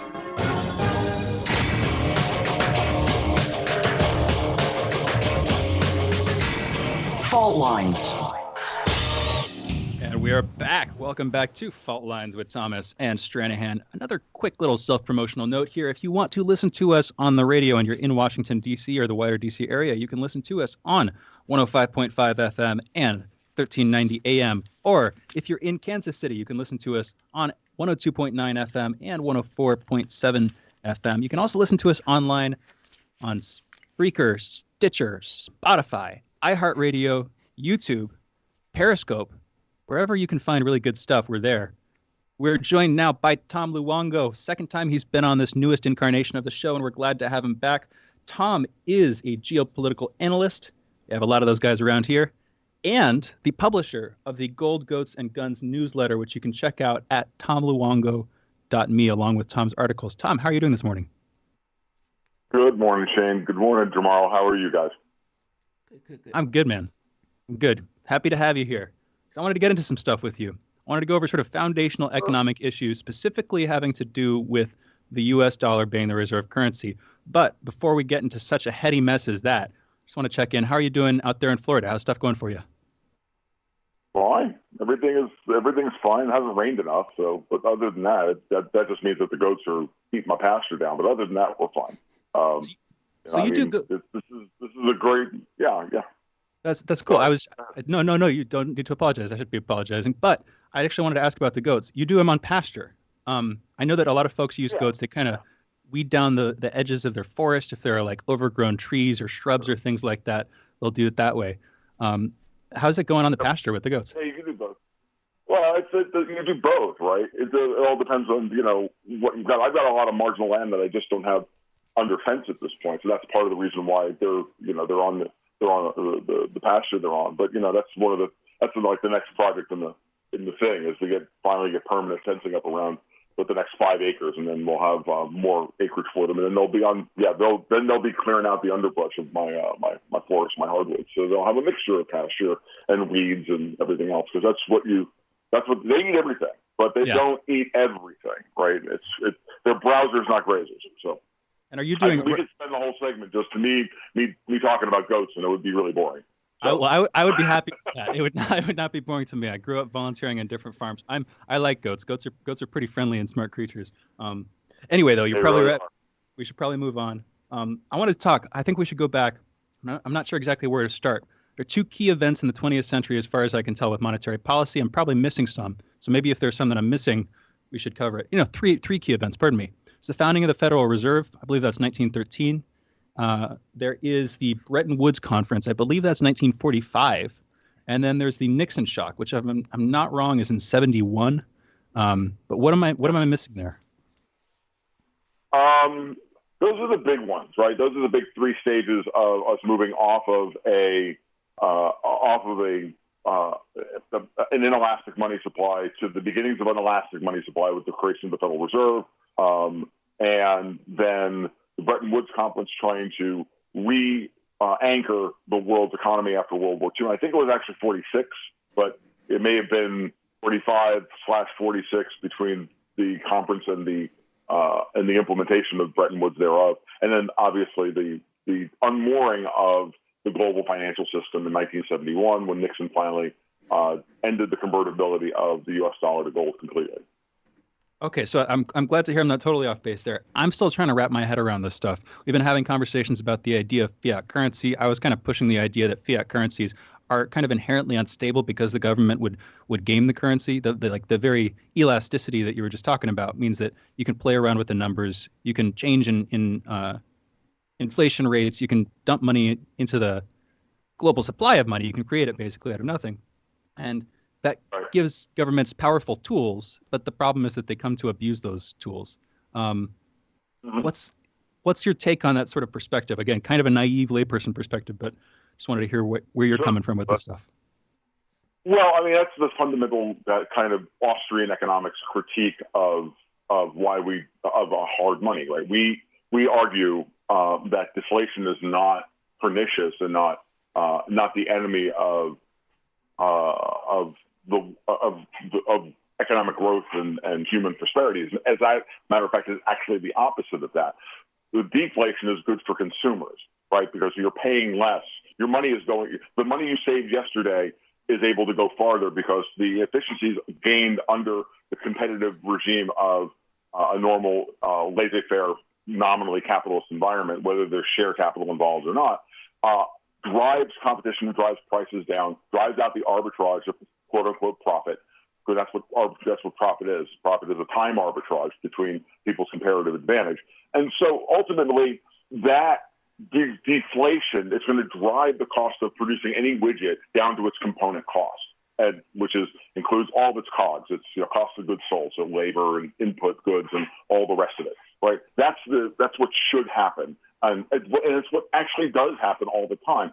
Government, with the ability to inflate the currency, short circuits that because government wants to issue debt, and a government wants to overpromise and underperform, and invariably. This is, again, kind of a high-level overview. We can dig deeper into this, but we only got 15 minutes.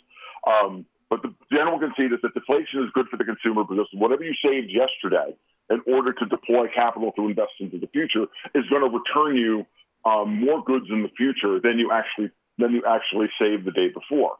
And you're going to be saving yesterday's money and paying tomorrow's prices where tomorrow's prices should be lower. What happens in a fiat currency regime is the exact opposite. You save yesterday's money, the Fed prints it and spends it and they get the ability to spend it at yesterday's prices, but it's tomorrow's money because it's based around debt. Okay, and you who have saved have to pay back the interest on the debt that the new currency represents, and therefore you're always at a loss. And if we want to understand the basic reason at a kind of a structural level as to why, and I know you guys were talking about Marxism previous to this, why the Marxist criticism, modern Marxist or modern leftist criticism, certainly Jamal can weigh in here, of the wealth inequality and the wealth gap that seems to always proliferate. It doesn't proliferate because of the free market. It proliferates because of collectivists, in this case, the government, intervention into the free market, creating a wealth gap through the perversion of the money stock. And they do that. And they use the prevailing economic theory of the day. It's actually not Marxism. It's just an offshoot of Marxism. In my very radical view on this, it's Keynesianism. When Keynesians are focused completely on demand in the economy, and they're obsessed with commodity demand, the demand for commodities and demand for things to create economic growth and the supply of money. And they believe that if you increase the supply of money, you can increase aggregate demand for commodities. When the actual opposite situation is the one that should be in effect, or not opposite effect, but they completely ignore the exact opposite of the equation, which is they don't understand the demand for money and then the supply and the concomitant effects on the supply of commodities. And those things and not being willing to engage both sides of that argument is what exacerbates the natural boom-bust cycle, and we wind up in situations like we're in today, where the central banks are doing all sorts of crazy things, and then we just increase the opportunities for corruption at every level, and the whole thing eventually spirals out of control, which is the situation that we're in now. That's the short answer. That was a good short answer. And I want to get into the sort of consequences of that spiraling out of control, probably next segment, because we do have you, thankfully, for half an hour, so we can get into this stuff a bit. But you brought up Keynesianism. You brought up Keynes, I think. You might have said Keynesianism. But I know there's Great Depression, 29 to 39, and that is catastrophic, sort of on the economic community, on the policies of the economic community. People are reeling. They kind of don't know how to deal with it. That's my take, at least now. I know that Keynes came out of that era and he was responding to it. And in some sense, if we're like operating in this neo-Keynesian world, a lot of what we're doing is based on the response that he had and the ideas that he had about that.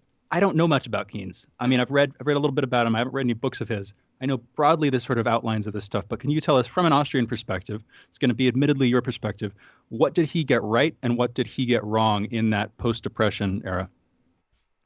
What's really interesting is that Keynes and Friedrich Hayek, which is a major Austrian figure, major figure in Austrian economics, one of Ludwig von Mises's main students, they were celebrities in the 30s, right? Arguing publicly in the New York Times the arguments for deflation and for government intervention, for laissez-faire on Hayek versus Keynes. This was a big deal at the time, and what Keynes got right was understanding the psychology of the market. Right, he understood that when people perceive times are bad, that they'll pull back on spending.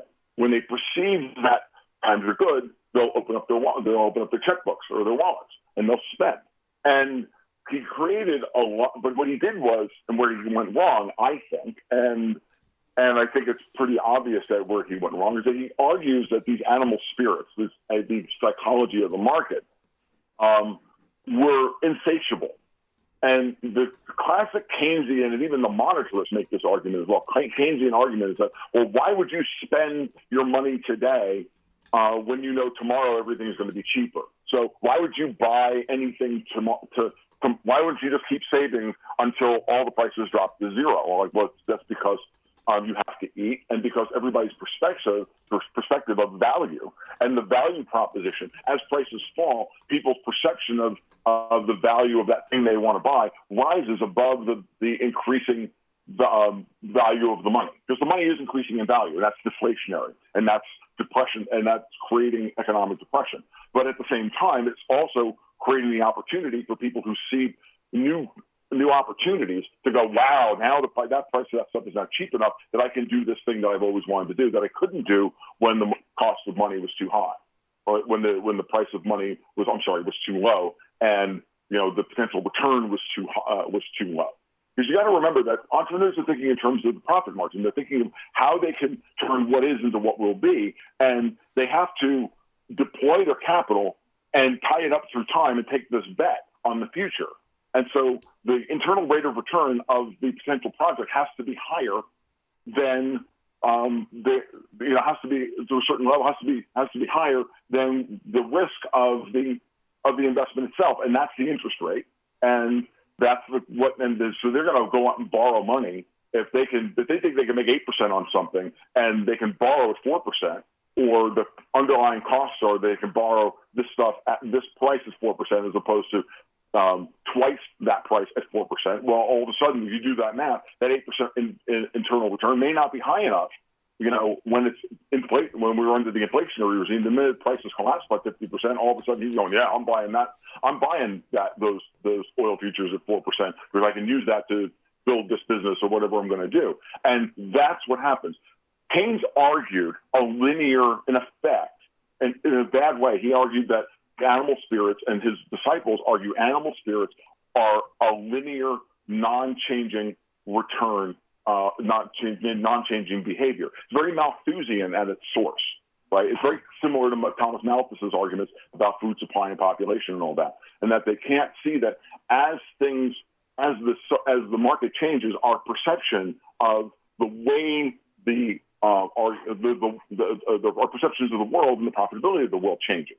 And so everything is cyclical. The world is a sine wave. It may be that sine wave may be slanted up or slanted down, but in general, our behavior in the aggregate is a sine wave, not a series, not a straight line to crash and then a straight line to ultimate boom. Right? It's more of a sine wave than it is kind of a zigzag. That's very interesting. Keynes argued zigzag as opposed to zigzag and not sine wave. That's kind of the best way to put it pictorially. I mean, broadly, the impression that I've gotten is that post-Keynesian mode was trying to smooth out these perturbations, these longer-term perturbations in the economic cycle. And as far as I can tell, I don't want to misrepresent, but the Austrian response is that by smoothing out those fluctuations, you build in instabilities, inefficiencies, et cetera, that you're going to rear their head at some point. But all the while, you're kind of forgetting it. Here's the thing: I've heard a lot of that side. I want to hear the rebuttals to it too. Can't get into those too deeply with you, but I want to get into that stuff a little bit later. However, we're going to go into a break right now. We'll be back in just a minute. We're talking with Tom Luongo about economic policy, monetary policy. We're going to get into the role of the USD as the reserve currency, another big geopolitical component of this. But regardless, interesting conversation. We'll be back in just a minute. You're listening to Fault Lines with Thomas and Stranahan.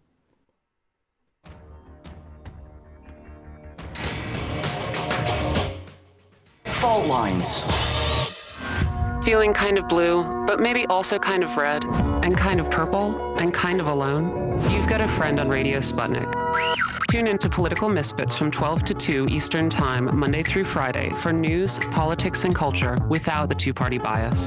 Catch us daily on 105.5 in Washington, D.C., or 102.9 or 104.7 in Kansas City. Or find us on Twitter, Facebook, YouTube, Spotify, or wherever you get your news.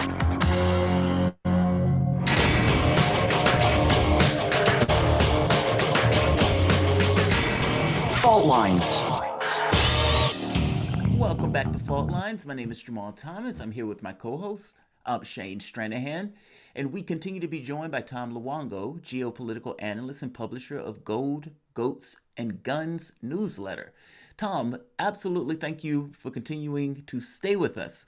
So, a question. One of the things that comes up have to do with basically negative interest rates. Now, they've started to do this in some of the places in Europe, and part and parcel to this, if my understanding is correct, is to try to get people basically more liquidity, get people to get their money out into the system where they would just borrow more. Am I understanding that correctly? And what's the benefit and what is the negative of negative interest rates? At the beginning, that yes, that is the idea of trying to create more liquidity is the classic Keynesian response. Keynes believed in the paradox of thrift, right? Paradox of thrift says that savings is deflationary. Savings beyond a certain point is deflationary. If you listen to the central banks, they will almost always tell you, not tell you, but they'll always kind of camouflage the fact that, oh, look, the savings rate went up, we have to lower interest rates. It's almost always that. I mean, all during the QE years with the Fed, I used to chart the U.S. savings rate versus when the Fed would time their QE announcements. And it was always when the savings rate got above 4.5%, they started QE again to try and punish people for savings. And they're doing the same thing in the European Union. Now, there's a lot of reasons why there are negative interest rates in the European Union, not the least of which is that there's a political power play and coup going on in order to try and vest all power or all real power in the EU with the European Central Bank. So negative interest rates have helped the European Central Bank to continue to buy up European sovereign debt. But the basic idea is that the problem with that is that it's capital destructive, right? Negative interest rates destroy savings, right? You're telling people, okay, well, you're not allowed to keep any savings, and we're going to punish you for savings. And so savings is the basis for investment, not debt. Okay, the fundamental model of the post-Keynesian world, I don't even think Keynes made this argument. As a matter of fact, Keynes is probably rolling over in his grave at these things because even he never argued for this. This would be Keynes' disciples, people like Paul Samuelson and Larry Summers and others who have perverted this stuff. The point here is that what they're trying to do is they're trying to create inflation through just looking at the demand side of the economy, like I said earlier. And so if we stimulate demand, everything will be great. But if everybody's at debt saturation, where they're still servicing debt, then the debt is deflationary. No matter how much money you try to stimulate demand, at the end of the day, you still have to deal with the fact that this demand for money is still overwhelmed the demand for commodities, for base goods. To do economic expansion with, because the demand for the currency is high enough that it's forcing people to service the existing debt. Until they actually do debt liberation or do debt jubilee, they're honestly at that point where they should do debt jubilee, and so should we here in the United States. Right there. I am so interested that you said that. So I was going to get to that point because it doesn't seem like there's any way out of this. It just seems like it's a quagmire that has no capability of escaping. Well, that's what I've been, Jamar, you and I have been having this conversation since the beginning of when you, on Political Misfits, when we were having the, I was telling you, look, let it all collapse, right? Let it all collapse. And what I was trying to say was debt jubilee. Because what happens when the banks, or when you owe the bank $1,000, it's your money. When you owe the bank $100 billion, it's the bank's problem. And if $100 billion worth of debt goes bad, the banks have to come to the debtors and say, okay, what can we do about this debt?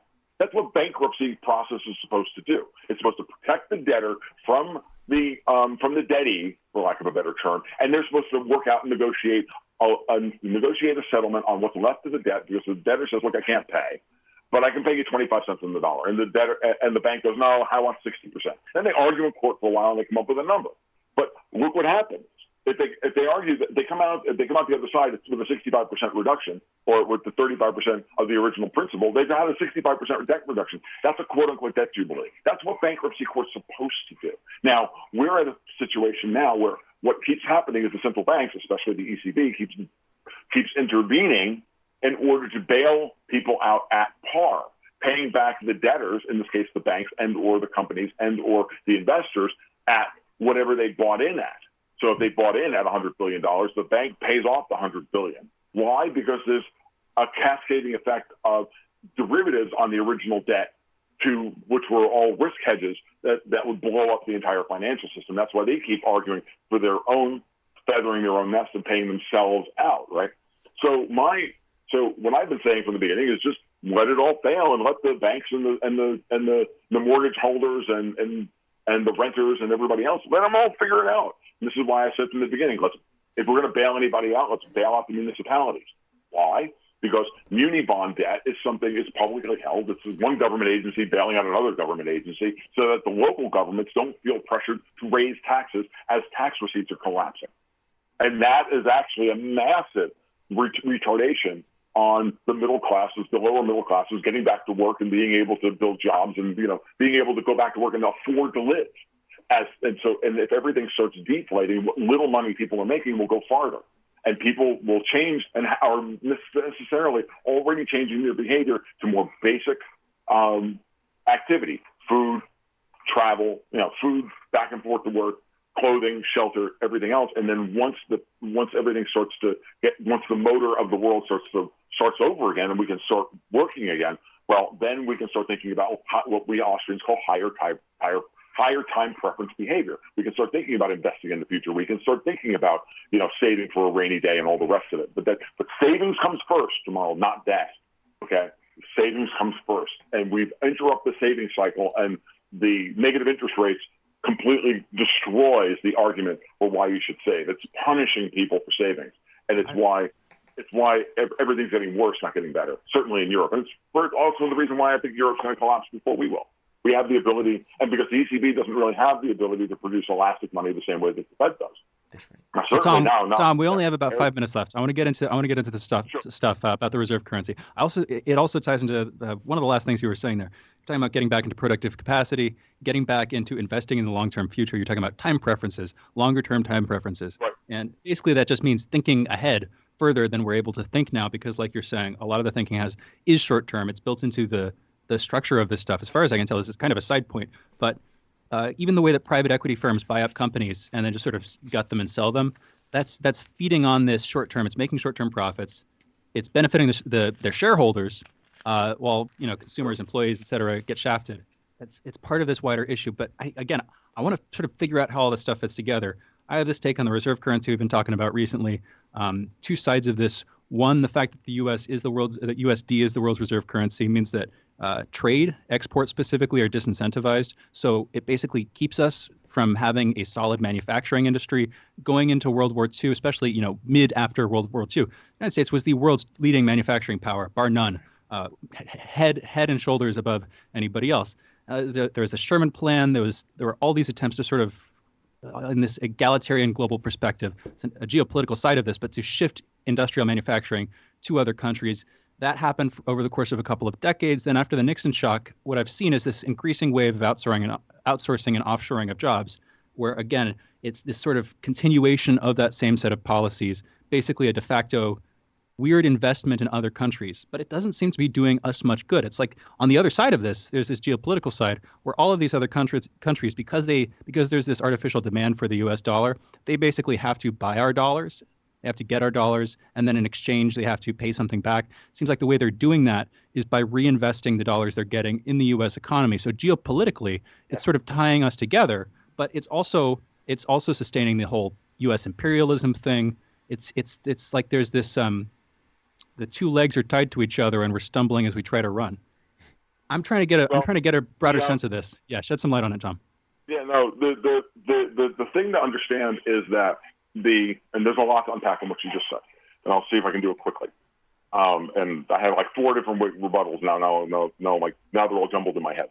Let's start from the beginning. The Fed uses the business cycle in order to increase and decrease international demand for the dollar.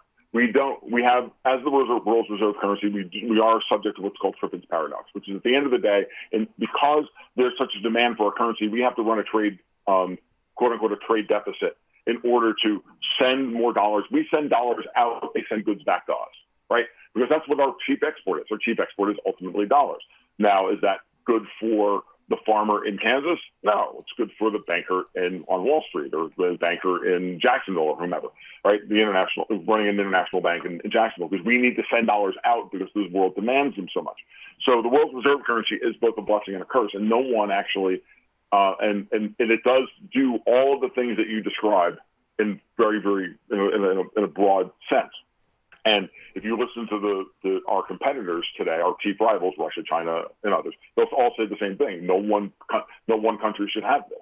Now, should there be a world reserve currency? That's another question that is a question that everybody should be having. I don't think so. And if it is, it shouldn't be tied to any one particular government or international institution.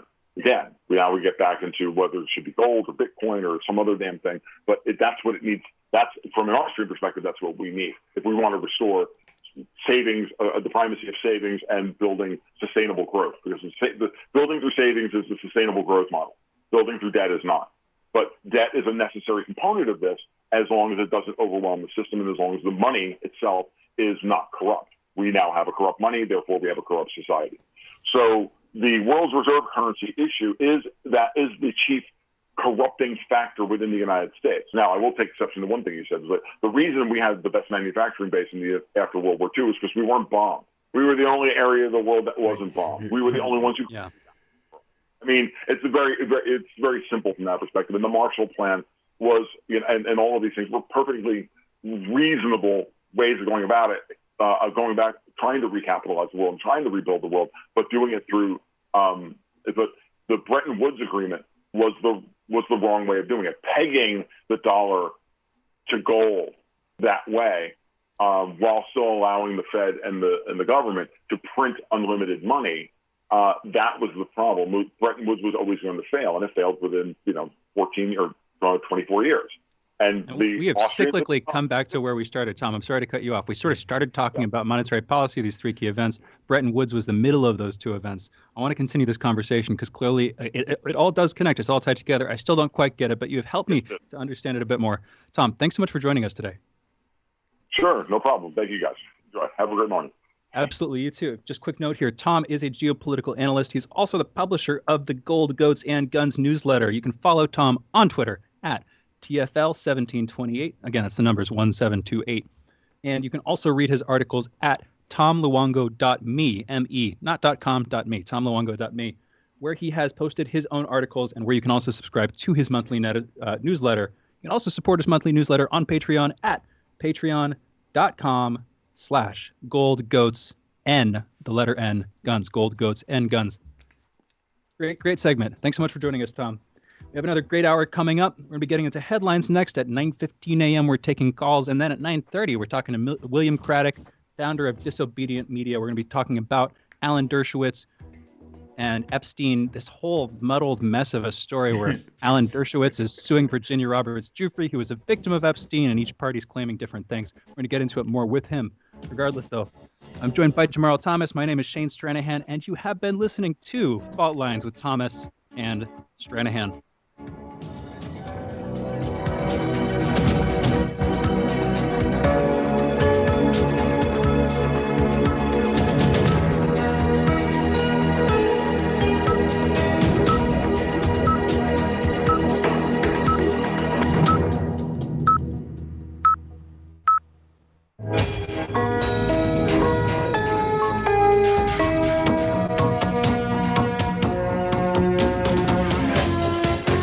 Listening to Radio Sputnik, telling the untold.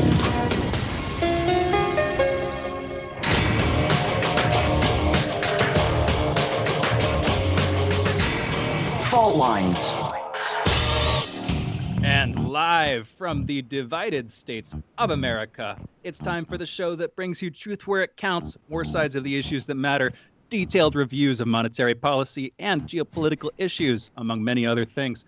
In the independent corner, I said outside on the veranda earlier, but I've come back inside to rejoin the party. I am investigative analyst and political theorist Shane Stranahan. And in the lefty corner, I am the unapologetic, indefatigable, ever vigilant, irascible, combative, political analyst Jamarl Thomas. All those things.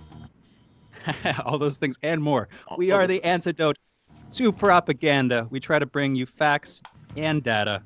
And it's going to be a great show. You're listening to Fault Lines with Thomas and Stranahan. All righty. We're getting into the headlines now. Third time is the charm, although I'm not sure these stories are too charming. First one, the novel coronavirus over the weekend reached over 10 million infections globally and has passed over 500,000 killed. 500,000 have reportedly died from the coronavirus. The former head of the CDC, Center for Disease Control and Prevention in America, has said the virus has the upper hand.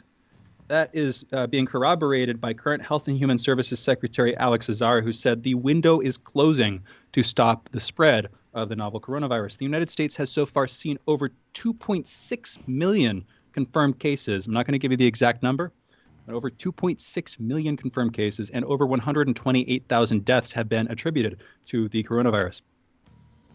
In our second story, a New York Times article published on Friday alleged that a Russian military intelligence unit had paid the Taliban bounties to kill coalition forces, including Americans. We talked about this story with Mark Sloboda at 8:15 a.m. earlier. You can go back and check that out.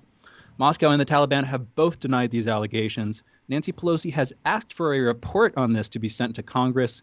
President Trump, along with the Director of National Intelligence and the White House's press secretary, said that he did not receive reports. Specifically, Trump said that his intelligence officers didn't find these reports credible. Therefore, they didn't deem it necessary to pass them along to him.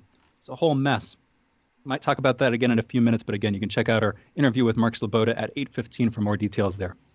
In the third story, the 4 police officers involved in the death of George Floyd are now on trial in Minneapolis. Derek Chauvin, the officer who kneeled on George Floyd's neck for 8 minutes, is charged with second-degree murder. The other 3 police officers have been charged with aiding and abetting that murder. Minneapolis City Council, in a related note, has unanimously voted on Friday to disband the city's police force. They're planning on replacing it with a, quote, Department of Community Safety and Violence Prevention, which will have responsibility for public safety services, prioritizing a holistic public health-oriented approach, end quote. We'll see where that goes. In our fourth story today, 4 gunmen attacked Pakistan's stock exchange shortly after its closing, killing at least 2 there and wounding others before police shot the 4 gunmen dead. That attack has been claimed by separatists in Baluchistan. That's on the it's in the southwestern portion of Pakistan. It's a region that overlaps with Afghanistan. And anyway, in our fifth story here, our last story of the day, at least of the headlines, the Mississippi Senate has voted to remove the Confederate emblem from the state's flag. Both the lower and the upper house of the Senate, chambers of the Senate, voted for that. That bill will now be going to Governor Tate Reeves' desk, and he has said he'll sign it. Once passed, that bill will permit the creation of a commission to design a new state flag for Mississippi. The 2 key requirements for the new flag are that it does not contain the Confederate symbol and that it does contain the words, "In God We Trust." That is the news. You're listening to Fault Lines with Thomas and Stranahan. And here we are. You know what? We've got about 20 minutes, 25 minutes until we're going on with William Craddock. That's plenty of time for us to take calls. So if you're listening and you feel like calling in, you can reach out to us with the phone number 202-521-1320. Again, that's 202-521-1320. And another quick little programming note. Might as well throw this in here while we've got some time. You can listen to us, if you want to, on the radio in the D.C. area, 105.5 FM and 1390 AM. You might already be listening to us there now. In fact, if you are, hi. If you're in Kansas City, you can listen to us on 102.9 FM and 104.7 FM. Also, if you want to check us out online, you can on Spotify, Spreaker, Stitcher, YouTube, iHeartRadio, Apple Music. I've left that one out. And Periscope. We're back on Periscope. Any of those places you can find us. And again, we're the best show ever. So you should definitely listen to every show we've ever released consecutively. Exactly. Anyway, so we're going into this sort of longer break. We're going to be coming back with William Craddock in a bit. Let's talk about Epstein. This thing still blows my mind. There's the whole story. I mean, the contents of which I need not get into because we're going to be getting back into them in just a few minutes. And then it kind of ended. It kind of petered out with the whole like Epstein didn't kill himself meme. History repeats itself. First time it's a tragedy. Second time it's a farce. The Epstein meme was definitely the farce. I like the meme, but it was like a soft outro on that story. Thankfully, reporting on that still lives. We're going to be getting into that again, but it's sort of shocking. It's weird to me. We'll pass it over to you in a second, tomorrow. It's weird to me that, again, we haven't, there aren't journalists, at least sufficiently powerful or authoritative journalists, who've been brave enough or confident enough or successful enough or whatever in asking intelligence agencies about this story. You'd think, like, with all the weird connections, with the apparent Mossad connections, with Netanyahu going after his competitor who was photographed with Epstein, it's just there's all this weird stuff set up with it. Anyway, it's disheartening, man. What's your take? Is it disheartening? I don't know if it's, I guess I don't feel disheartening by it. Maybe this story I understand more so on an intellectual level. I just find it disgusting more than disheartening. And weird, just bizarre, right? I mean, you had a situation where the most silent suicide attempt ever with Taglioni sitting in the cell, apparently sleeping. This guy has bodies buried in his basement or buried in his backyard and slept like a baby as dude tried to get off himself. And then they finally pull him in a room and two guards get narcoleptic that's supposed to be checking on him. And he supposedly offed himself in this kind of weird way that doesn't necessarily seem all that likely, not to mention the video cameras being off. All of this stuff is just strange. And it breeds a certain degree of contemplation in regards to what might have taken place. We have a caller, Louise from Virginia. Michael from Sydney. Michael, how's it going? Yeah, good thanks, guys. Sorry, calling a little bit late tonight. I was just ringing basically, I was ringing on Friday to sort of, have a bit of a talk about philosophy and, I was talking a bit about the state of nature and also, as I can remember, the state of nature and also, should and could. You were talking about should and could last week. So I'm happy to talk about that. But I was also, just listening to what you're saying about, Jeffrey Epstein and actually Ghislaine Maxwell's father. He was a newspaper baron in England. And it's well known that he was a Mossad agent who was basically printing Israeli propaganda back in England before his death. I think he died bankrupt, as bankrupt as a capitalist can die anyway. And normally got money hidden somewhere. That's a bit of further background, going back further with Jeffrey Epstein and Ghislaine Maxwell. It's not actually known how Jeffrey Epstein made his money or where he got it from. He just became this hedge fund operator and just ended up with all this money, and no one really knows how he made it. So it's quite mysterious.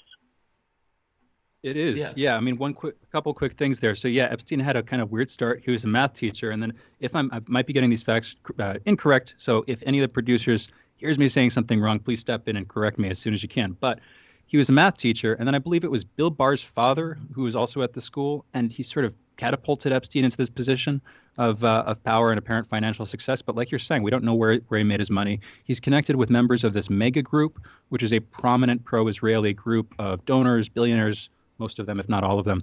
And the other thing, you brought up Robert Maxwell, Ghislaine Maxwell's father. You're right. He does have connections to Mossad. There's this book, never finished it, but I started reading it. Very interesting stuff, just throwing it out there. Robert Maxwell, Israel's super spy.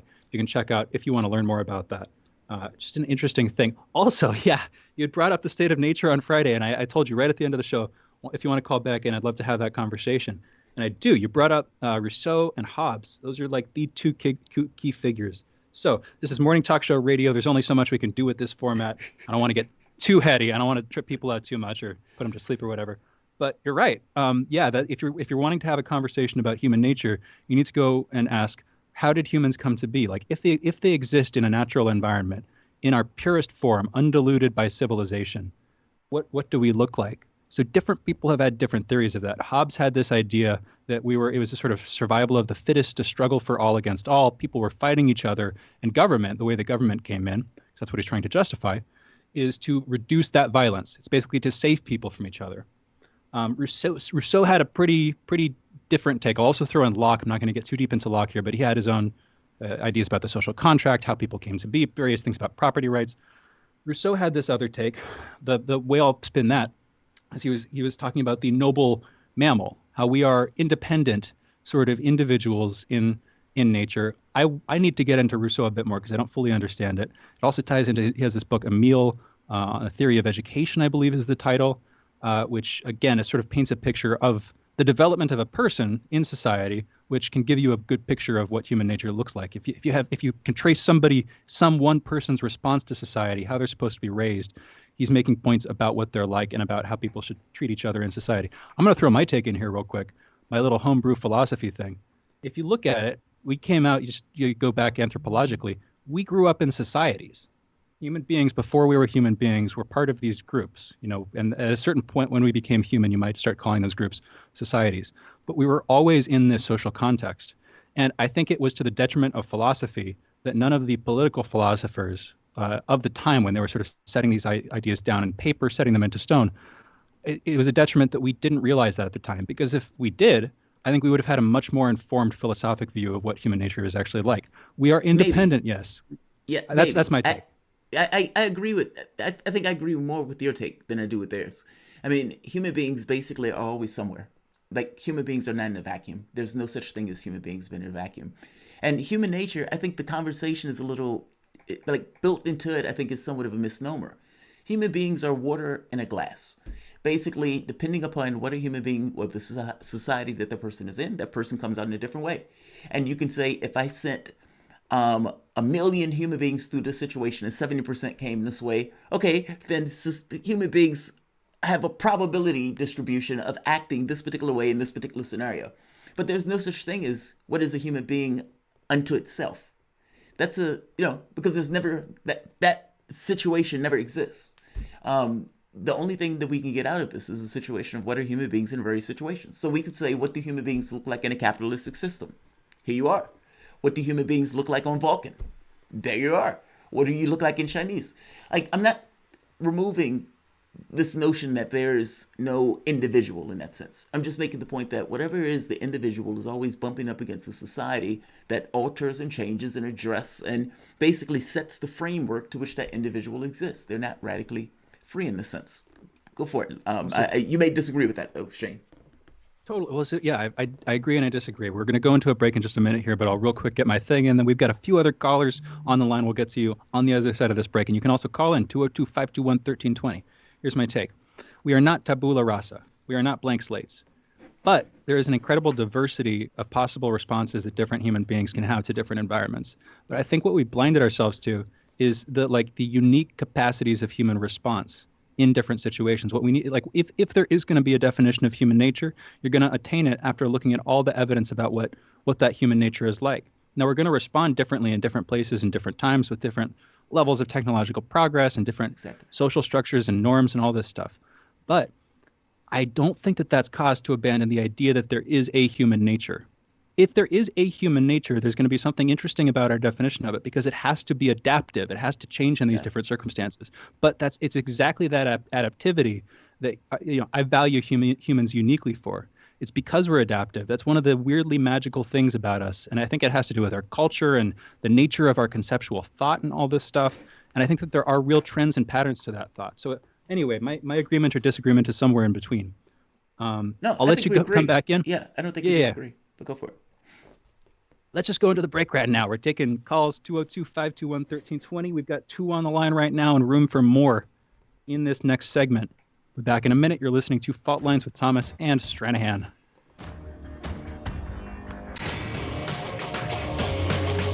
Fault Lines. 24 hours a day, 7 days a week. We give you the most essential information out there. Radio Sputnik, telling the untold. Are you bored? Are you lonely? Do you need a hug? Well, we can't give you that, but we can keep you up to date on Radio Sputnik.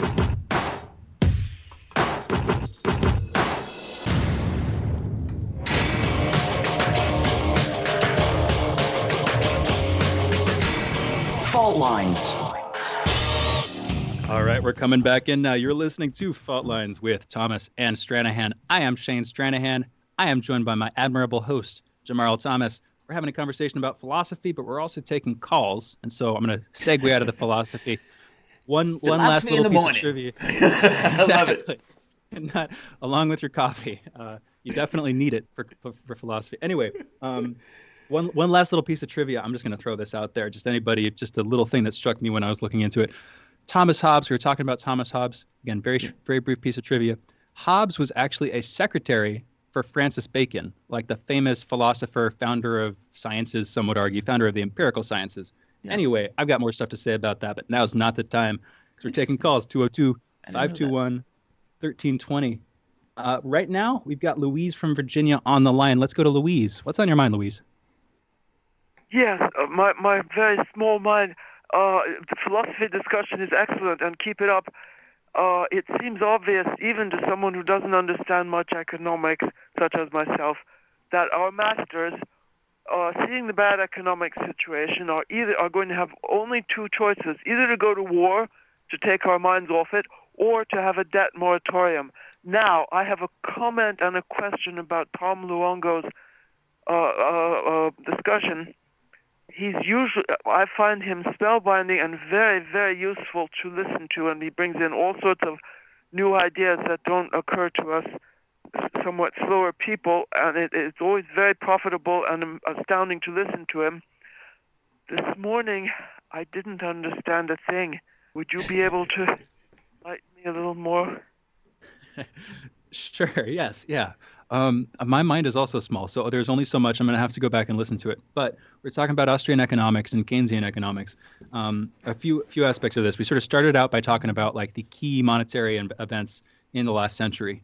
So the 3 were the founding of the Federal Reserve, Bretton Woods Conference in 1944. I looked it up, and then the Nixon shock in '71. From there, we kind of went into talking about the consequences of fiat currency, which we are now since the Nixon shock.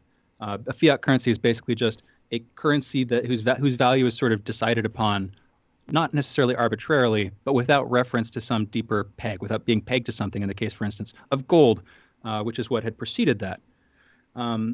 We moved from talking about what a fiat currency does, what its impacts are on the government that's using it. We talked from there about like the ideas, the Keynesian ideas. Again, this stuff is a little bit murky, but my takeaway is it followed the Depression. You have this response. He was talking about how Keynes and Hayek, these sort of 2 competing thinkers, were actually celebrities in the 30s, like very prominent thinkers, which I'll just note is just interesting to think about in its own right, that these people voicing opinions on these things were so prominent. It was an important divide. Anyway. Well, Alan Greenspan was too, though. He was considered a rock star. It's true. Even though, again... it's the word of God. Greenspan, Alan Greenspan speaks. Yeah. And like Fed speak, Green speak, you can definitely hear him speak, but I have no clue what he's saying. That was the joke that people that was the point. Yeah, exactly the thing. And he said that. That was the point. Anyway, I don't want to get too tied up in that. But we kind of talked about inflation and deflation. We were talking about how inflation affects things. Basically, inflation is good for creditors, and deflation is good for savers. Because if you're saving money and you're in a deflationary economy, the value of your money is just going to go up, and it's going to go up pretty quickly. Whereas if you're in an inflationary economy and you try to save your money, it's going to broadly go down. There's an incentive, at least, again, this is all super laypersony, but there's an incentive for creditors to lend money in an inflationary economy. There's an incentive to save in a deflationary economy. And then we kind of talked about the reserve currency aspect of things, how that ties in, geopolitics of that. Again, though, we've only got a few minutes. We've got other callers to get to. If you want to go back, listen to that segment. Also, feel free to call back in with any more questions. I just don't know how to recapitulate the whole thing right now. I think you did. Great, I think great you did a call pretty and good great job. question. Thank you. Sorry, Louise, I heard you saying something there, and then I heard you hung up. Feel free to call back in at some point. We have Malik from DC. Malik, what's on your mind? Oh, how you doing there, fellas? I'm going to try not to make this too long-winded. This pertains to the coronavirus and the numbers spike. Right. Considering that we're living in the shadow of and you may disagree or not, of the events of the assassinations of the 60s, the assassination of Kennedy, of Malcolm X, Martin Luther King, and what people may disagree with, the very obvious involvement of our intelligence communities, whether it was superfluous or more direct, and that we are living in the shadow of the events of 9/11. And again, whether people want to debate whether there was involvement of the intelligence community of this country. And now we have this event that is much more contentious and controversial amongst the population in this country than I think even Radio Sputnik is alluding to. And I'm not just talking about those who are supposed conservative, who disagree with what they're seeing. I think there are many of us on the left who are just many things are not sitting right with us. Considering those things, is there a possibility? Are you willing to entertain the possibility that there is involvement of our intelligence communities and various other actors in this whole event of because I'm going to tell you personally, during the lockdown, I went to an emergency room for a tooth infection to get a prescription for antibiotics. There was no one there. I went to Georgetown's hospital. The staff was sitting around because they were bored. There was no one there. I went to another hospital. There was no one there, fellas. And I'm not saying that that people are obviously getting ill. My mother's in an assisted living facility where that lost a considerable amount of people. But is there a possibility that we are on some level being played for some other larger, more nefarious aim? Are you willing to consider that? Why did you go to so many hospitals? First, I went in. The first one I went in, I didn't necessarily want to stay there. Actually, as a matter of fact, they brought someone in by helicopter, and the staff was kind of running around. And so I said, you know what, I'm going to leave. And I actually waited a few days to go to Georgetown. That's why I went to more than one hospital. But to be quite honest, I was also interested in seeing for myself what was going on, to be quite honest. I will answer your question directly from my side, Malik. I'm totally willing to entertain that possibility. It's just a matter of what you're talking about and which things you're going to give total credence to. With the coronavirus, if I had to put a problem on the situation and there's a clear problem in the situation, the problem I'd identify would be the government's abysmal response. Now, a lot of people are criticizing Fauci. I think they're actually criticizing him for the wrong reasons. Yeah. If there's one big mistake that the guy made, in my opinion, and he made it along with a lot of other people, including officials at the World Health Organization, it was the weird double speak and double think on the issue of masks. Where if you remember pretty early on in the infection, during the course of the infection, back in March, I forget exactly when it ended. I'd like to go back into a timeline. He was recommending that people not wear masks. He was not the only official. That wasn't exactly right. I mean, he didn't say that. Well, he was saying that you shouldn't. He said, here's basically the thing, what he said he was... kind of corrected himself. Go ahead, Jamal. Well, basically what he said was, specifically, he said, it doesn't make sense for people to walk around wearing masks. But then he explains what that means as he goes through that particular speech. And he says, because there may be shortages, there may be situations where the people who actually need them won't be able to get them because of issues of inflation. I mean, he couched it. I mean, it basically saying, look, in comparison to the people who need the mask and people who are just walking around, no, give it to the people who needs the mask. And people took that. Couching took like that couching took like days or weeks. That couching took a while. I remember because I was like, this didn't make sense. At the time, I was like, this doesn't make sense. And what he was effectively doing was lying. And then he had to walk that back. I don't like those kinds of white lies. You know what I mean? It really bites you in the butt. I don't buy that he was lying. I mean, Fauci gave you the exact line that was coming from the CDC and the World Health Organization. Now, you could say that Fauci knew that the mask worked, but the technical line that he was giving you was the exact same line that those organizations was given at the time. When Fauci changed his line, he changed it after the CDC changed his line in April.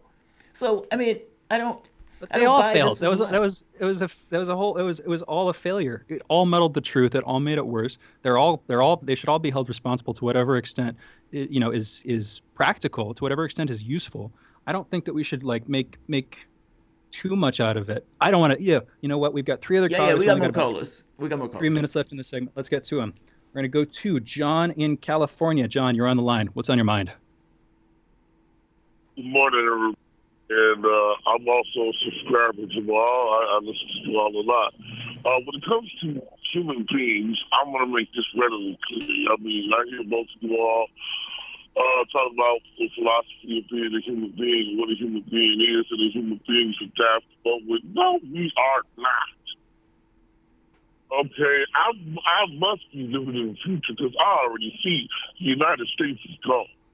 All right, I just said farewell to the United States. That's a for sure thing.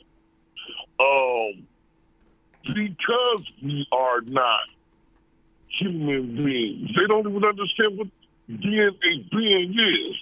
Everybody's more like a virus than a being. All right, I'm gonna move on real quick. We've got two other callers to get to. I want to get to them. My quick response: a lot of the problems with human beings in the modern day and age are caused by our dysfunctional civilization. I mean, that's my brief take. I don't need to get too deep into it, but I want to get to Michael in Hawaii next. Michael, you're on the line. What's on your mind? Hello.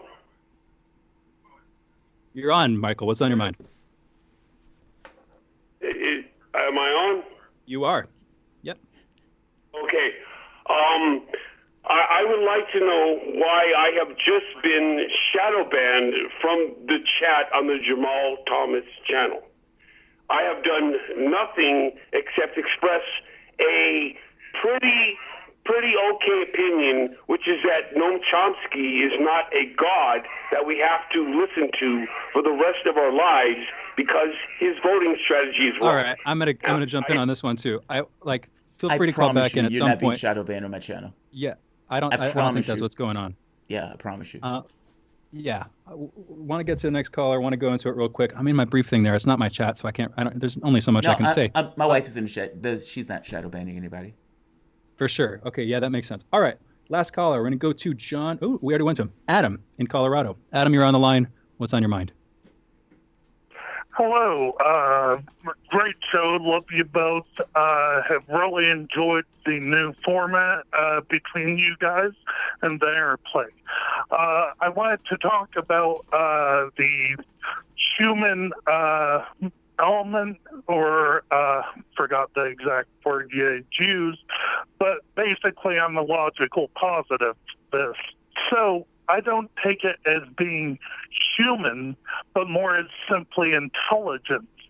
because everything winds up being conditioned states for beliefs which play into how you react to certain stimuli in your environment. All of this then leads to societal interactions through logical and rational states based off of those conditioned beliefs. All right, I'm going to cut it there. Sadly, we've got to go into a break. My brief response, please feel free to call in when we have more time. Very brief response. Logical positivists, interesting schools to look into the Vienna Circle. My brief take is there's a lot more than we can put into words, as Wittgenstein said at the end of his Tractatus Logico-Philosophicus. Right Whereof thou cannot speak, thereof thou must remain silent. It's for some of this stuff, it's really hard to put it into speech, and that's that is the fundamental error that I think the early logical positivists made. But we've got more time for that.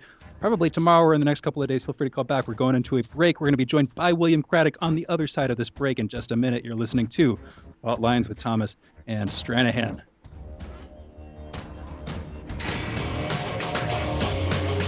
Fault lines. Tough questions are the most powerful weapon we have. As long as you have questions, we'll keep asking.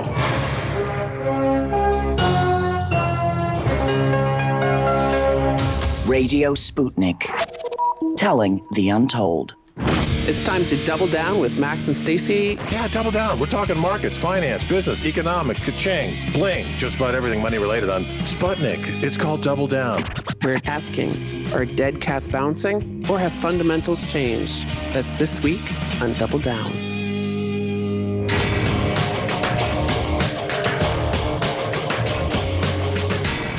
Fault lines.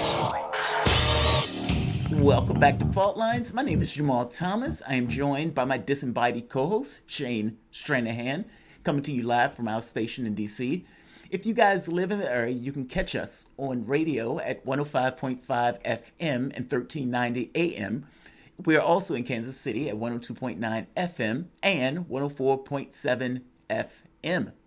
Also, if you're digging what Shane and I are putting down, whatever platform you're consuming this content on, give up the like and share this video. If you want to join into the conversation, I guess we're past that particular point, but under normal circumstances, you can reach us at 202-521-1320. So last week, apex pervert and perpetrator of an international pedophile ring, Jeffrey Epstein, was back in the news.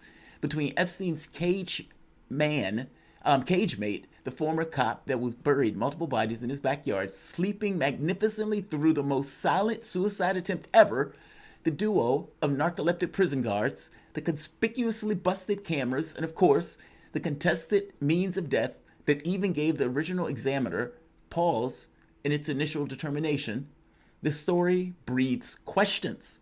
Arguably, the bigger one, or the biggest question, is who else was involved in Epstein's obscene proclivities. The federal judge presiding over two civil suits filed by Epstein's victims, Virginia Roberts Giuffre, against Epstein's alleged madam, Ghislaine Maxwell, and Epstein's attorney and alleged perpetrator, Harvard law professor emeritus Alan Dershowitz. Now, Giuffre served for defamation after each called her a liar. Her defamation suit against Maxwell ended in 2015, but her attorneys have been involved in trying to get unsealed documents that may contain allegations against other personalities. To help us wrap our head around the latest in this case, we are joined by founder of Disobedient Media, William Craddock. William, welcome to the show. How are you today?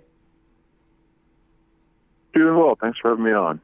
Absolutely. Thanks for coming on.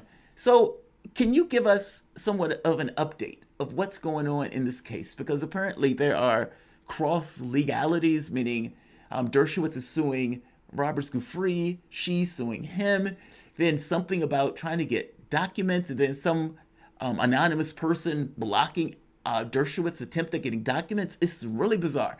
So can you give us some level of understanding of what is taking place in this case? Sure. So, yeah, like you were saying, originally there was a case between Virginia Giuffre, the victim, and Ghislaine Maxwell, the alleged madam, one of the alleged madams in this ring. That began several years ago and concluded several years ago. But of course, this is a very complicated case. A lot of parties involved. Like you were saying, Epstein's former lawyer, Alan Dershowitz, from the beginning, has been trying to get involved with all manners of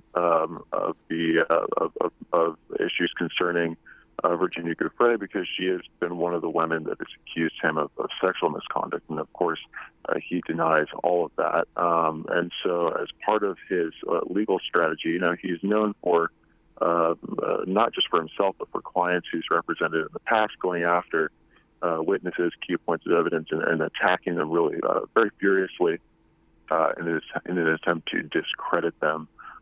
He, of course, calls all these women prostitutes. He says he's never met them. He claims that he's being extorted, and they have. She has filed a subsequent defamation claim against him. He's filed a defamation claim against her. More recently, because she stepped up her allegations, and actually previously she said she'd been directed to have relations with Professor Dershowitz. Now she's actually says they did, in fact, have relations. So now he's also thinking apparently about suing Netflix as well. So essentially what he's been trying to obtain are all the documents, particularly I think the discovery documents that preceded the actual trial itself, from Mrs. Giuffre and from Ghislaine Maxwell, because I suppose he thinks that not only is there going to be information in there that exonerates him, but probably a lot of information that implicates, a lot of other people as well. That's so interesting. Can you explain? There was something else that I thought was odd that I didn't fully get. So it seems that Giuffre or Roberts is suing to get documents released, basically from the previous case, from the previous defamation case for Ghislaine Maxwell. By the same token, Dershowitz is also suing to get his hands on documents, but Giuffre was trying to stop him from doing so, in addition to an anonymous person who no one knows, who has also put in some kind of legal suit to also block Dershowitz from getting his hands on the case. Am I explaining that right? I mean, that sounds so strange. Yeah, it's been a little bit confusing because at various points, different parties in the litigation have wanted the documents to remain sealed. Originally, they were sealed because the courts will generally, and especially in a case like this where you have these very sensitive allegations, it's very embarrassing, not just for the victims, but for the parties that have been accused as well. The courts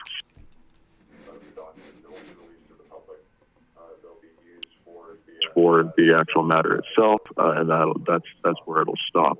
There won't be wider reporting of it. No one else will be seeing it. So at various points, during the litigation, for example, Giuffre really did not want these documents unsealed, didn't want her defamation case to be prejudiced. Now Maxwell is coming along. She gave up some amount of evidence or information during that discovery, doesn't want it out now, doesn't even want attorneys. That Giuffre has had a change of attorneys at various points since 2016. Maxwell doesn't want these other attorneys even looking at this information. And like you were saying, there's now an anonymous John Doe. No one knows exactly who it is, but they also have gotten involved. They don't want the information released either. So strange. That is very interesting. I wanted to go back over this case. It's been a while. It's kind of baked into the cultural mythology over the course of the last year to a certain extent. The facts of this that everybody knows. He had this private island. He had this plane Epstein was flying people around on. We know that his business ties, how he actually got his money, it's all pretty shadowy. And as far as I can tell, nobody's really penetrated the sources, the long-term sources of the bulk of his money, let alone how much he actually had or was making. So there's all these different sides of this that are pretty confusing.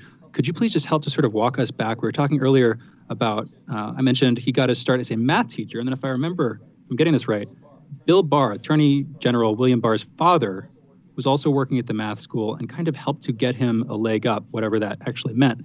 No double entendres intended. Could you help me to sort of, again, do a light, brief retread of that story from that point? Yeah, sure. Well, Jeff didn't have a whole lot of formal education, but like you said, Bill Barr's father helped him get a teaching job. From that position, he was kind of able to rub shoulders with a lot of high society people. He eventually talked his way into a job on Wall Street, where he did fairly well, but apparently they did at some point. There were issues because I guess he had fudged his credentials a little bit to get in the door. But Jeffrey Epstein was always kind of a smooth talker. Was a very sociable person. Always seemed to be able to talk his way in and out of sticky situations like that. So really, I mean, I think that he took a lot of opportunities to social climb, made the most of doors that were open to him. Yeah, I mean, eventually he did find, benefactors who would help him get set up in the way that he wanted. But, essentially, I think, a lot of people do ask how he made his money and what his value was. I mean, this is a guy who rubbed shoulders with an insanely high number of high society individuals, walked in a lot of different, very, I suppose you could say, elite social circles, was a guy who understood the value of information. I think when you get down to the crux of it was that Jeffrey Epstein had a lot of information, and that's where, a large part of the source of his wealth lay. Is there any reality? Well, better yet, the better question. Connections to Mossad. So, is there any evidence, significant evidence, that points to Epstein's connections to the Israeli military or Secret Service, basically the Mossad, and is basically around this notion of him basically using pedophilia in order to get people into fixes where he can either blackmail or basically get some kind of political favors out of. And I ask this because of all the oddities that are around Epstein. I mean, everything from getting off with a slap on the wrist while he was still abusing women while he was off in his own time. The people who were at that trial didn't know anything about the fact that he was going to get the sweetheart deal. And yet he was told, Costa was told, this guy's above his pay grade. Like, so what are the connections? What are the links that are associating Epstein with Mossad? At the very least, that people look at this and say, there's something here. Well, you know what? I think that there's a little bit of a misconception. I think people have come away with this impression that Epstein was an intelligence asset. I'm not sure if that's 100% an accurate way to look at the situation. I mean, Epstein was sort of a freelancer. He was set up by a number of wealthy individuals. And if you studied some of these networks in the past, it's not just Israeli intelligence that, these networks or these types of operations might sell information to. Other big clients that would seek this type of stuff would be, U.S. intelligence, British intelligence, Russian intelligence. And so I think that really when you're in that type of situation, and he would, it is at this point, it's fairly well established that he would collect blackmail on a lot of the people who he provided services to. That put him in the market as someone who had that type of information to sell to people. He may have sold it to intelligence, may have sold it to organized crime, may have sold it to other private parties. The wealth that he accrued was due to the fact that he was, the seller of something extremely valuable that not only intelligence services, but all manner of different groups would have wanted to pay a lot for. And it wasn't just Epstein, in this circle. Of course, he was very well connected. Alan Dershowitz, his attorney, is another guy who's very, not just tied to, I wouldn't say intelligence services per se, but is, a figure on the think tank junket. Is very tied in a lot of deeply entrenched political interests, when these people got caught in a sticky situation, it would have been embarrassing to a lot of the people they associated with to go down. Not just, I suppose you can make the argument that not just intelligence services could have been helping to protect them, but a wide variety of other government interests as well. Very interesting. That's very interesting. Go ahead, Shane. Yeah, that's the voice of William Craddock. I think we should go into a break right now so we can have plenty of time on the other side to get deeper into this stuff. Again, that is William Craddock. He is the founder of Disobedient Media. You're listening to Fault Lines with Thomas and Stranahan. Be back in a minute.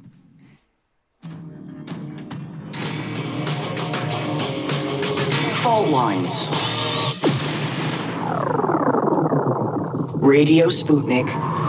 We speak your language. Find us at SputnikNews.com. Tune in Tuesdays to Loud and Clear with Brian Becker for Women in Society with Professor Hannah Dickinson, where we talk about the major issues, challenges, and struggles facing women in all aspects of society. Hannah Dickinson, professor and organizer with the Geneva Women's Assembly, joins the show this Tuesday and every Tuesday on Loud and Clear.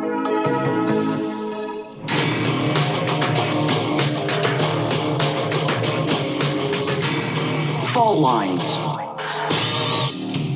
And we are back. I'm Shane Stranahan. I'm joined by Jamarl Thomas, and together we are Fault Lines with Thomas and Stranahan. And again, we're joined now by William Craddock. It's been a while since we've had him on the show. Glad to have him back, though. William is the founder of Disobedient Media. And by the way, if you want to, you can follow him on Twitter at William Craddock. WILLIAM CRADDICK. William Craddock. So, William, we're just talking about the potential role of intelligence services. Jamarl had asked you, basically, have you seen evidence of direct involvement? One brief thing I want to throw in there, again, Ghislaine Maxwell, as a caller noted earlier, Ghislaine Maxwell's father, Robert Maxwell, does have these weird connections to Israeli intelligence. There's this book, Robert Maxwell, Israeli Super Spy. Need to go into it deeper myself, but that seems like that would have a bunch of valuable information if you wanted to investigate that loose thread of potential connection. Another thing here, though, and maybe I can get your take on this, William.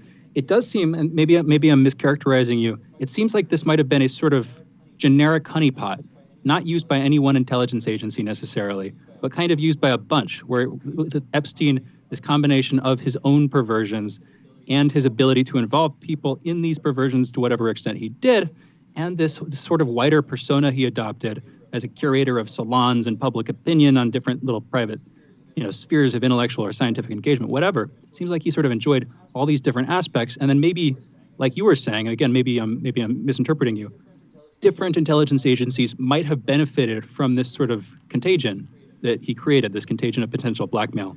What's your take on that take? Yeah, that's accurate. He, like I was saying, Jeff Epstein was always a guy who saw an opportunity and jumped at it, took it.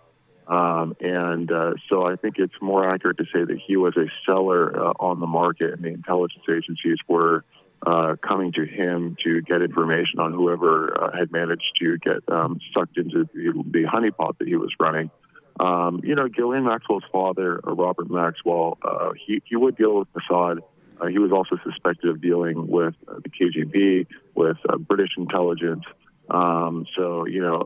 That was another guy who had a wide variety of contacts. I think a lot of situations where you have these private individuals who end up doing some type of work with intelligence agencies or government offices, it's really more of a case of right place, right time. They had something that was of mutual benefit to both parties, and a relationship was formed. I would like to bring up Taglioni for the moment. This was the gentleman, the guard or the prisoner, who was a cop at one point and had buried all of those people in his backyard. Now he was trying to get some kind of prosecution going or some kind of lawsuit going that basically was trying to pull information to show that he was being a decent human being and trying to help Epstein, or at the very least didn't have anything to do with what took place with Epstein. Did he ever get that footage? What was the result of that lawsuit that Taglioni filed? No. I don't think any significant result has really come of it yet. Obviously, he's in a bit of a situation, having been one of Epstein's last cellmate. People who don't believe that Epstein died naturally in prison are naturally going to be looking at him. And so, I can understand how he wanted to absolve himself in that. But no, you know what? I mean, there's been so many, at this point, there's been so many efforts to get information out surrounding the Epstein case. It's not just these files in the Gouffre versus Maxwell matter. There's been all sorts of litigation attempts to shed some light on the situation, and most of them have just been really stonewalled.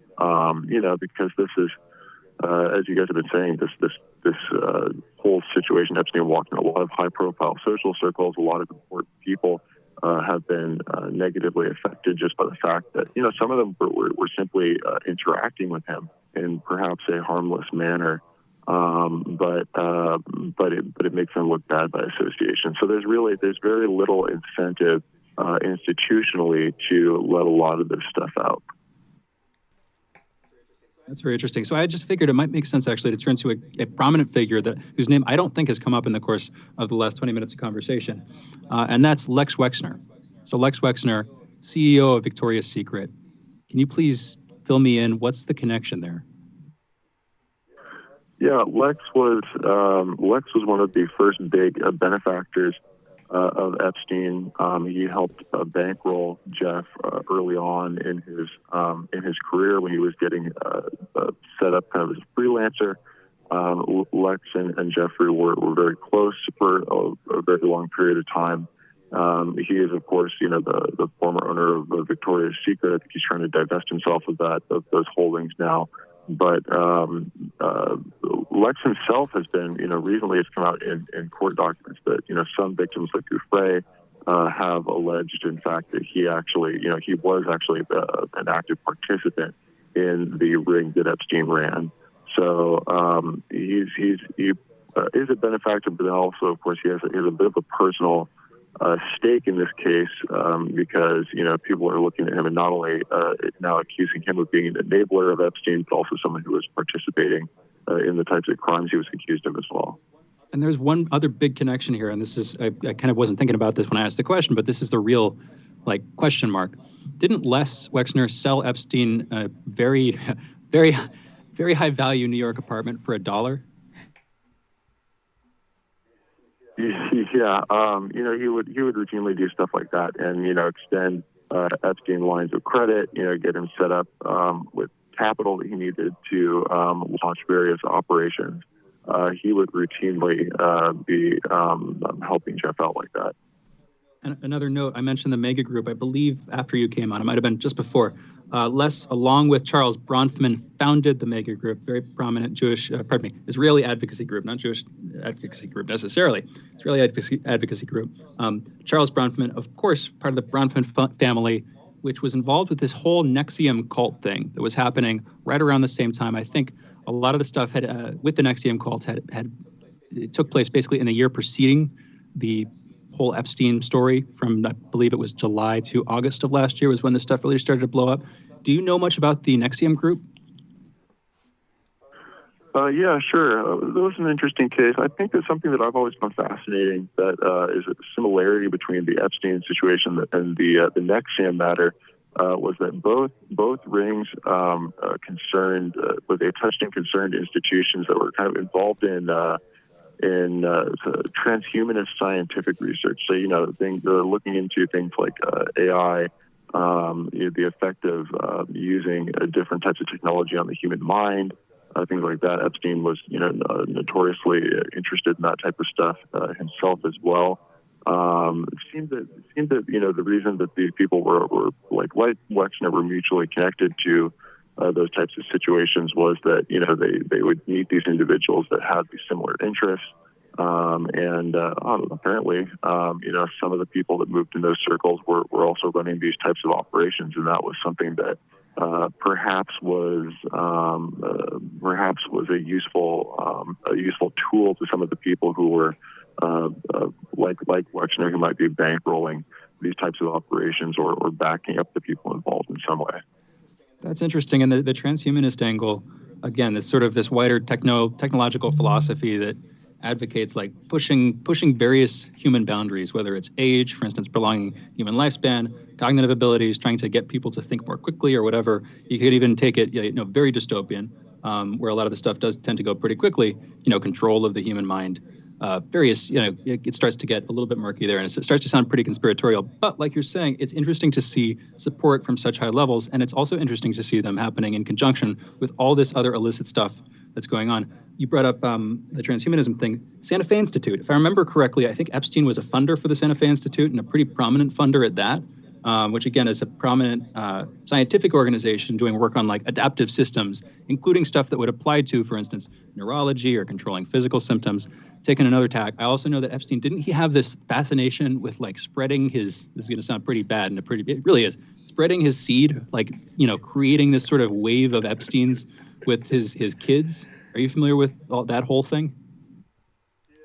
Yeah, he had a very strange fascination with his own genetics. In addition to the institutions that you mentioned being involved with, he also ran his own, and he actually would hold events where a number of high-profile people in the science community would come and speak on various topics related to transhumanist scientific topics that you mentioned earlier. Jeff was fascinated with that stuff, and allowed him to, all that money he had allowed him to break into those spheres. There's subsequently been some allegations that some people in the scientific community may have also been caught up in his honeypot operation as well. So multi-purpose, multiple reasons for him to be getting involved in that type of stuff. Aside from the fact that he just seemed to have a rather strange but genuine interest in those types of things. Well, here's a weird question: did anything come of the research? Well, I'm not sure about that actually. I mean, obviously, research related to those topics has developed. I know that when the Nexium cult fell apart, they had been working on some sort of neurological research that had been of interest to people. Prosecutors bundled that up and created it off pretty quickly. I'm not sure what ended up becoming of that. But yeah, I mean, this is a lot of the stuff that these people were working on is groundbreaking next generation stuff, and a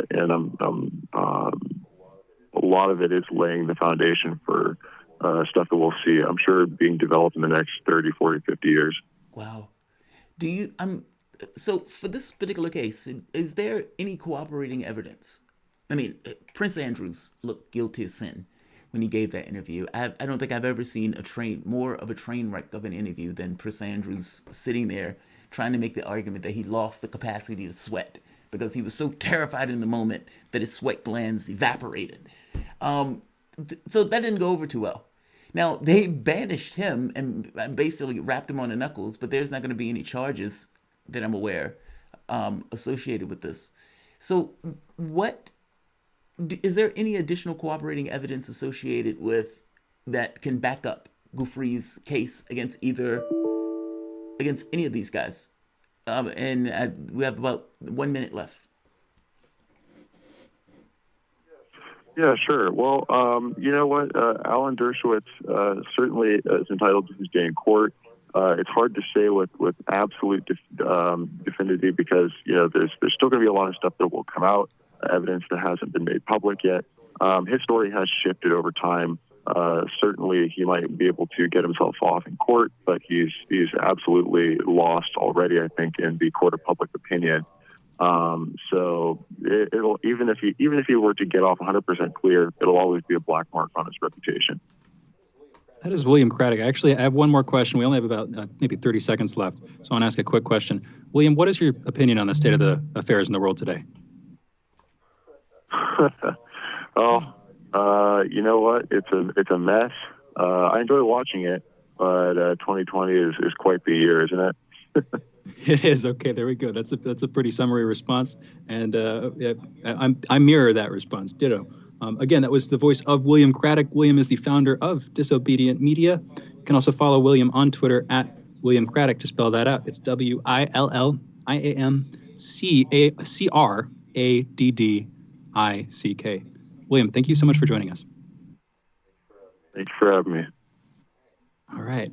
Another fantastic show. Full 3 hours of show done today. It again. Oh, you know what? We have success. Mission complete. One quick note, a quick programming note for people so that people don't freak out and think that the skies are falling, as apparently they have sometimes done in the past. We're not going to be on the air this Friday. This Friday, July 3rd, is a federal holiday. We're not going to be on the air. We didn't get shut down. There wasn't some other revolution in the structure of the hosts of the show. It's just, hey, we're taking a break. And hopefully you are too. Anyway, just a quick programming note there. Yeah. And that's it. Basically, yeah. We're not going to, don't freak out. Totally. For some reason, my mind keeps going to that last call that we had just before William Craddock about logical positivism. Yeah. I don't know. My mind is stuck on that stuff. A lot of interesting calls, though, today. I've got to say that we should keep that train rolling, maybe move slightly further away from philosophy as such, just because it only interests so many people. But hey, I'm really interested in it, so who knows? You know what, though? Maybe we can fill in with conversations about goats. Oh, that would be interesting. You know? That's the thing. We can bring Tom Luongo back on philosophy and goats. I thought you said ghost. I'm sorry. Oh no, that too though. That would definitely add to the little trilogy there. All right, another great show. We're going to sign off for today. You have been listening to the most disruptive show in the universe's set of radio spectrums, whatever that means.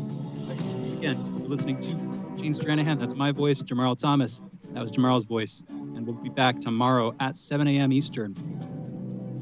You've been listening to Fault Lines with Thomas and Stranahan. Guys, thank you for joining us for another show. Fault Lines, Thomas and Stranahan, we've done it again, starting a new week. I'm going to say like, share, and subscribe because I want to get into a few more shows for today. So I'll see you guys in a few. Thank you all for joining us. Have a good one.